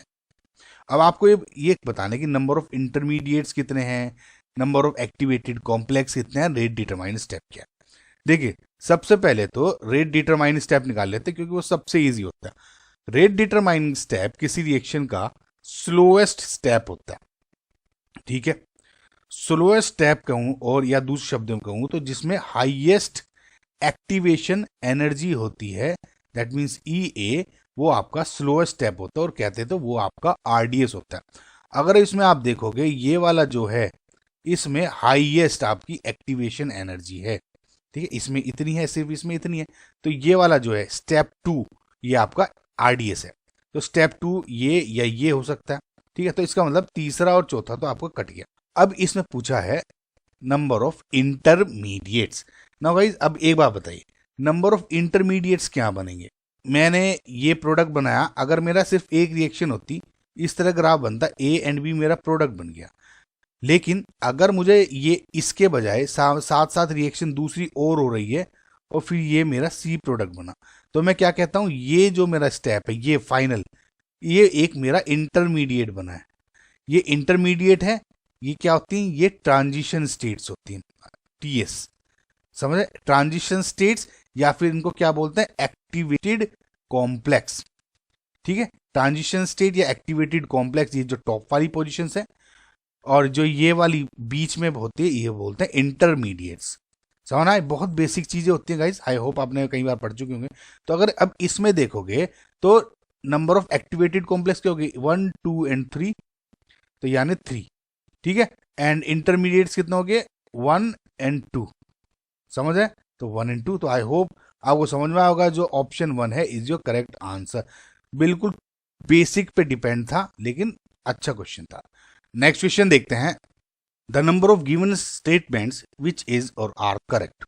नंबर ऑफ इनकरेक्ट स्टेटमेंट्स भी हो सकते हैं, नंबर पूछा है बेसिकली, ठीक है। The stronger the temperature dependence on the rate constant, the higher is the activation energy.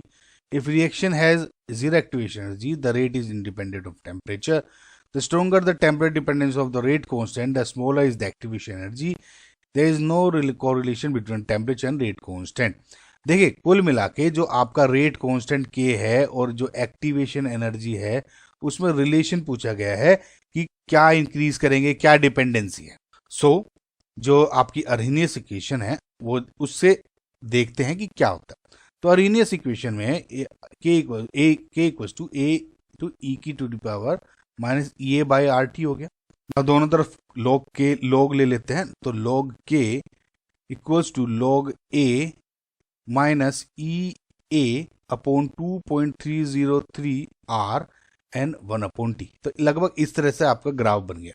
तो अगर हम इसको कंपेयर करते हैं y equals to M X plus C में, तो अगर आप इसको देख रहे हो तो आपका कुछ चार्ट ऐसे बनेगा कि y कोऑर्डिनेट पे तो मेरा हो गया log k, ठीक है। x कोऑर्डिनेट पे लेट जस्ट सपोज मैं 1 अपॉन टी ले लेता हूं, नाउ जो मेरा स्लोप है वो डिपेंड करता है इस पे। पहली बात तो एक ये मुझे पता है कि कुछ मेरी स्ट्रेट लाइन बनेगी, इस तरह का ग्राफ बनेगा, इस तरह का बनेगा, डजेंट मैटर फॉर नाउ, लेकिन मुझे पता है कि मेरी स्ट्रेट लाइन बनेगी जिसका स्लोप क्या हो जाएगा, minus E A upon 2.303 R. अब इसमें देखिए 2.303 कांस्टेंट है, आर भी कांस्टेंट है, बस ई ए यहाँ पे डिपेंड करता है। समझ में आया आपको? नाउ अब एक बात देखिए, इस ग्राफ को गौर से देखिए। अगर मेरी ई ए यानी जो एक्टिवेशन एनर्जी है वो लेस देन जीरो है, ई ए अगर मेरी लेस देन जीरो है यानी नेगेटिव वैल्यू है, तो स्लोप मेरा यहाँ पे नेगेटिव होगा, तो स्लोप मेरा क्या हो जाएगा, पॉजिटिव, माइनस माइनस प्लस, तो स्लोप पॉजिटिव हो जाएगा। इसका मतलब जो मेरा कुछ ग्राफ बनेगा लगभग इस टाइप से बन जाएगा, कुछ स्ट्रेट लाइन कुल मिला के, समझ रहे हैं, यानी ये वाला। तो इसका मतलब अगर मैं log k ले रहा हूं और 1/t ले रहा हूं, तो अब देखिए टेम्परेचर अगर इंक्रीज हो रहा है तो 1/t मेरा डिक्रीज हो रहा है। अब इसमें क्या है, जितना ज्यादा नेगेटिव में जाएगा उतना स्लोप मेरा इसका बढ़ेगा। सिंपल मैथ्स है गाइज, जितना नेगेटिव उतना स्लोप मेरा बढ़ेगा। ठीक है, तो मतलब अगर एक्टिवेशन एनर्जी मेरी कम है, इज लेस देन जीरो या नेगेटिव है, तो टेम्परेचर ये 1/, टेम्परेचर जितना इंक्रीज होगा ये इतना डिक्रीज होगा, या कहूँ तो ये जितना डिक्रीज होगा ये इतना इंक्रीज होगा। यानी टेम्परेचर मेरा अगर टेम्परेचर अगर इसमें डिक्रीज हो रहा है, समझ रहे हो, मैं इसको इंक्रीज कर रहा हूँ अगर यहाँ, तो टेम्परेचर डिक्रीज, टेम्परेचर अगर डिक्रीज हो रहा है तो मेरा के की वैल्यू बढ़ रही है, के की वैल्यू, समझ रहे हो। तो यानी if E A is less than zero, temperature अगर डिक्रीज होता है तो मेरा के की वैल्यू इंक्रीज होती है। सिमिलरली अगर मेरा ई A is equals to zero, तो ये स्लोप क्या हो जाएगा, बिल्कुल कांस्टेंट, समझ में आया? यानी स्लोप कांस्टेंट हो गया, तो इसका मतलब इसमें ग्राफ कैसा बन जाएगा, बिल्कुल स्ट्रेट लाइन ऐसे। यहां पे बना देता हूं, ये log के, ये 1/t, तो कुछ नहीं मैटर करता, मेरा स्लोप कांस्टेंट रहेगा, समझ रहे हो? तो इसका मतलब कि अगर मेरा activation energy is equals to zero, then temperature का जो है के साथ कोई डिपेंडेंसी नहीं है, नो डिपेंडेंसी। इतना समझ में आया?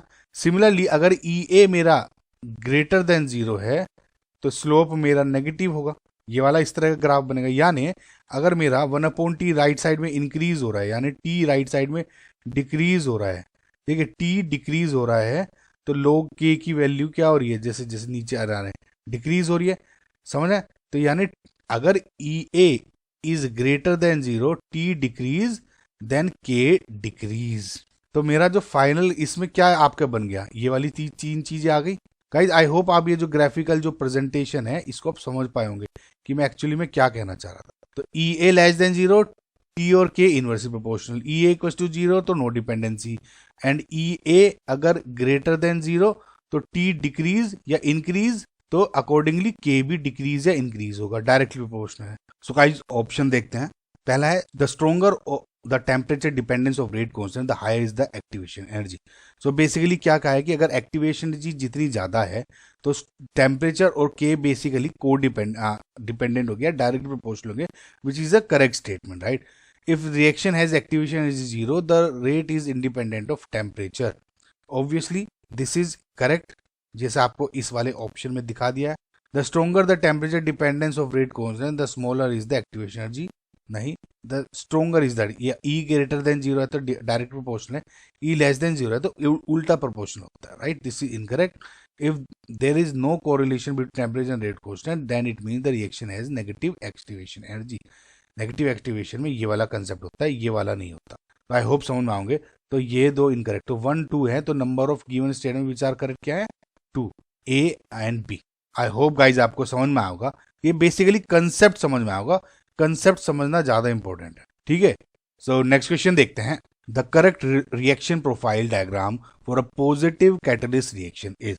देखिए सबसे सिंपल क्या है, कैटलिस्ट आपको क्या क्यों यूज किया जाता है, ताकि रिएक्शन के रेट को डिक्रीज या बड़ा इंक्रीज किया जा सके। पॉजिटिव जो कैटलिस्ट है वो रेट ऑफ रिएक्शन इंक्रीज करता है, और जो नेगेटिव कैटलिस्ट है वो आपके रेट ऑफ रिएक्शन को डिक्रीज करता है। या कुल मिलाकर मैं ये बोल दूं, अगर मेरी ये नॉर्मल रिएक्शन है, ये रिएक्टेंट है, ये प्रोडक्ट है, तो अगर ये विदाउट कैटलिस्ट है तो अगर मैं पॉजिटिव कैटलिस्ट यूज करता हूं तो जैसे अब ये रिएक्शन सेम, देखिए प्रोडक्ट रिएक्टेंट और प्रोडक्ट सेम रहेंगे, लेकिन ये पाथ थोड़ा सा स्पीडली आ जाएगा, यानी अब जो एक्टिवेशन एनर्जी ये थी अब ये हो गई। सिमिलरली अगर मैं नेगेटिव एक्टिवेशन एनर्जी वाला यूज करता हूं तो विद कैटलिस्ट ये हो जाती है, ठीक है। ये नेगेटिव कैटलिस्ट, ये हो गया आपका पॉजिटिव कैटलिस्ट। समझ में आया क्यों होती है? बहुत स्ट्रेट फॉरवर्ड था। तो इस क्वेश्चन में अगर आप देखेंगे इसमें तो देखिए प्रोडक्ट और रिएक्टेंट दोनों चेंज हो गए, ठीक है। दूसरे में देखते हैं without catalyst and with catalyst, ये ऑप्शन बिल्कुल सही दिख रहा है, रिएक्टेंट प्रोडक्ट सेम है जो मैंने आपको बताया, क्योंकि पॉजिटिव कैटलिस्ट के लिए पूछा गया है। इसमें देखोगे विद कैटलिस्ट, इसमें नेगेटिव का दे दिया है और बेसिकली, और उसका नहीं दिया है पॉजिटिव का, और इसमें तो रिएक्टेंट तो सेम है, प्रोडक्ट ही डिफरेंट बन गए, मुझे इसका कोई मतलब ही नहीं है, ठीक है। तो जो करेक्ट आंसर है आपका ऑप्शन नंबर 2। ओके, सो रिवर्सिबल रिएक्शन ए और बी रिवर्सिबल दी है और उसका डेल्टा एच फॉरवर्ड रिएक्शन किया है 20 kJ per mole. The activation energy of the uncatalyzed forward reaction is 300 kJ per mole. When the reaction is catalyzed, keeping the reactant concentration same, the rate of catalyzed forward reaction is at 27 degrees centigrade is found to be same as that of the uncatalyzed reaction. यानी कहा है कि अगर catalyse reaction कर रहा हूं मैं, जो रेट की रिएक्शन थी 27 डिग्री सेंटीग्रेड पे, कम ही टेम्परेचर पे, वही सेम जो रेट था वो मेरा, अगर मैं कैटलिस्ट ना यूज करता तो 327 डिग्री सेंटीग्रेड पे वो मिलता। तो activation energy of the catalysed backward reaction is, देख कुछ नहीं, सिंपल है। अब जो भी इसमें दिया हुआ है ना इस टाइप के क्वेश्चन में गाइस, कभी कभी जब मुझे नहीं समझ आता एक्चुअली में क्या है, अगर आपको सोल्व करना है तो बस आपको जो दिया हुआ है ना थोड़ा फ्लो में मानते रहे। अब अर्हेनियस इक्वेशन की बात हो रही है, रेट कांस्टेंट्स की बात हो रही है, तो ऑब्वियसली मैं क्या कहूंगा, मुझे पता है एज पर Arrhenius equation K = A × E⁻⁻ ठीक है। नाउ इन्होंने अब कहा है कि जो रेट कांस्टेंट है एट कैटलाइज्ड रिएक्शन इज, जो रेट ऑफ कैटलाइज्ड और अनकैटलाइज्ड रिएक्शन है इज सेम। तो इसका मतलब अगर मैं A = E⁻⁻ ये इसमें क्या है, अनकैटलाइज्ड रिएक्शन की 300, तो -300/R, और T क्या है अनकैटलाइज्ड का 327 + 273 कर लीजिए तो 600 केल्विन, तो 600। साउंड आया ना गाइस, क्या करा मैंने, ये RT = हो जाएगा रेट ऑफ कैटलाइज्ड का, ये कैटलाइज्ड का पूछा -EA/R और 27 डिग्री है, यानी 27 डिग्री + 273 यानी 300। ये हो गया गाइस सिंपल, इसको हटा दो, -300/R × 600 = -EA/R × 300, ये कट गया, ये 2, ये 150, तो ये आ गया आपका इधर 150 kJ पर मोल। 150 किसका है, कैटलाइज रिएक्शन की, जैसे इसमें 300 दी हुई थी, कैटलाइज की 150 है। ओके, सो EA = हो गया 150 किलो पर मोल, ठीक है। जो कैटलाइज रिएक्शन थी EA पता लग गई, ठीक है। अब इसमें कहा है, देखिए the activation energy of the catalysed backward reaction. देखिए मुझे एक्टिवेशन एनर्जी कही गई थी अनकैटलाइज्ड रिएक्शन की, मैंने एक्टिवेशन एनर्जी अनकैटलाइज्ड रिएक्शन से, बिकॉज रेट इक्वल्स दिए हुए थे, मैंने उससे आपकी जो कैटलाइज्ड की वो पता कर ली। रेट ऑफ, अब एक्टिव आपका कैटलाइज्ड रिएक्शन का फॉरवर्ड पता लग गया, मुझे बैकवर्ड पता करना है। देखिए गाइस सिंपल, आपको मैं बहुत सिंपल तरीके से बता रहा हूँ, ठीक है। फॉर एग्जांपल आपकी कुछ रिएक्शन इस तरह है, इसको माइंड वैसे मत सोचिएगा, लेकिन ऐसे कुछ, ठीक है। तो ये एक रिएक्शन थी इस तरह की, तो ये अगर मेरी EA ये है, ΔH ये है, समझ रहे हैं, जो दी हुई है 20, और EB मुझे पता करनी है यानी ये, तो मैं क्या करूंगा, EB = पूरे EA में मैं ये ΔH माइनस कर दूंगा, यानी 20 ΔH। EA क्या है, 150 - 20 यानी क्या हो गया, 130 kilojoule per mole, and that is your correct answer. I hope guys आपको ये कंसेप्ट समझ में आएगा। Consider the following transformation involving first order elementary reaction in which in each step at constant temperature is shown below. Okay, some details of the above reaction are listed below. Rate constant और activation energy दी हुई है। If the overall rate constant of the above transformation K is given as this and the overall activation energy is this, then the value of EA3 क्या होगी, ये पूछा हुआ है। So बच्चों हमारे पास एक ट्रांसफॉर्मेशन है ये, जो कि 3 स्टेप्स में हो रहा है, और हर steps first order elementary reaction ये बोला हुआ है। So step 1, step 2 and step 3। जो स्टेप 3 है इसमें एक रिवर्सिबल रिएक्शन का कंपोनेंट भी है, यानी सी वापस ए और बी में कन्वर्ट भी हो रहा है ना। क्वेश्चन में ये एक इंपॉर्टेंट रिलेशनशिप दी हुई है। इन्होंने क्या कहा है कि जो k है is equals to k1 into k2 upon k3। So students, आपको याद होगा कि अर्हेनियस इक्वेशन क्या होती है, k is equals to a into ई की power minus E A upon R T. यहाँ पे k रेट कांस्टेंट हो गया, a Arrhenius factor, e a activation energy, r gas constant और t टेम्परेचर होता है। अगर हमारे पास रेट कांस्टेंट का एक रिलेशनशिप है तो ओवरऑल एक्टिवेशन एनर्जी और इंडिविजुअल एक्टिवेशन एनर्जी के बीच में भी एक सिंपल एडिटिव रिलेशन हो सकता है। देखो, अगर आपको याद हो, वैसे तो इसको निकाल सकते हो ऐसे फिर से, लेकिन ध्यान से देना, जब k का फॉर्मूला दिया हो तो मैं डायरेक्ट बता रहा हूं आपको, कैलकुलेट करने की जरूरत नहीं, आप निकाल सकते हो ऐसे भी।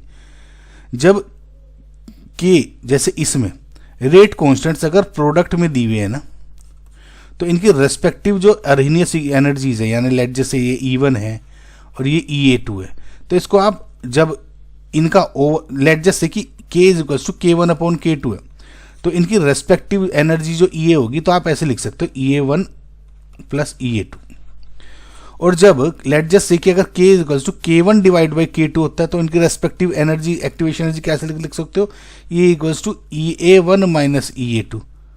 ठीक है, ये कई बार आप क्वेश्चन में निकालने को पूछा जा सकता है, तो आई जस्ट होप कि आप ये इसको डायरेक्टली यूज कर लें।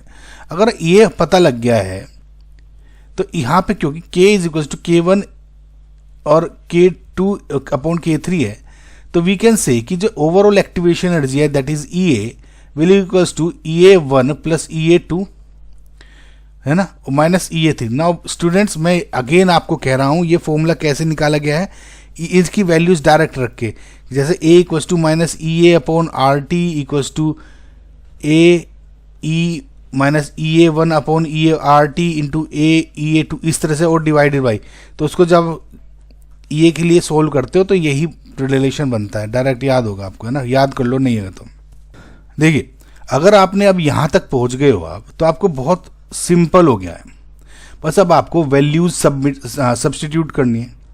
नाउ वी नो कि overall activation energy that means EA is given as 400 kilo joule per मोल।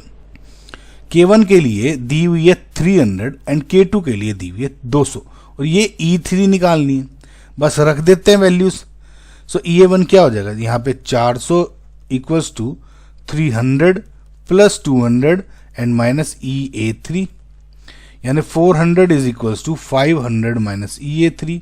सो ये ऐसे करके EA3 इक्वल्स टू 500 माइनस 400 यानी 100 kilo joule per mole, and this will be your correct answer. यानी इस EA3 क्या है 100।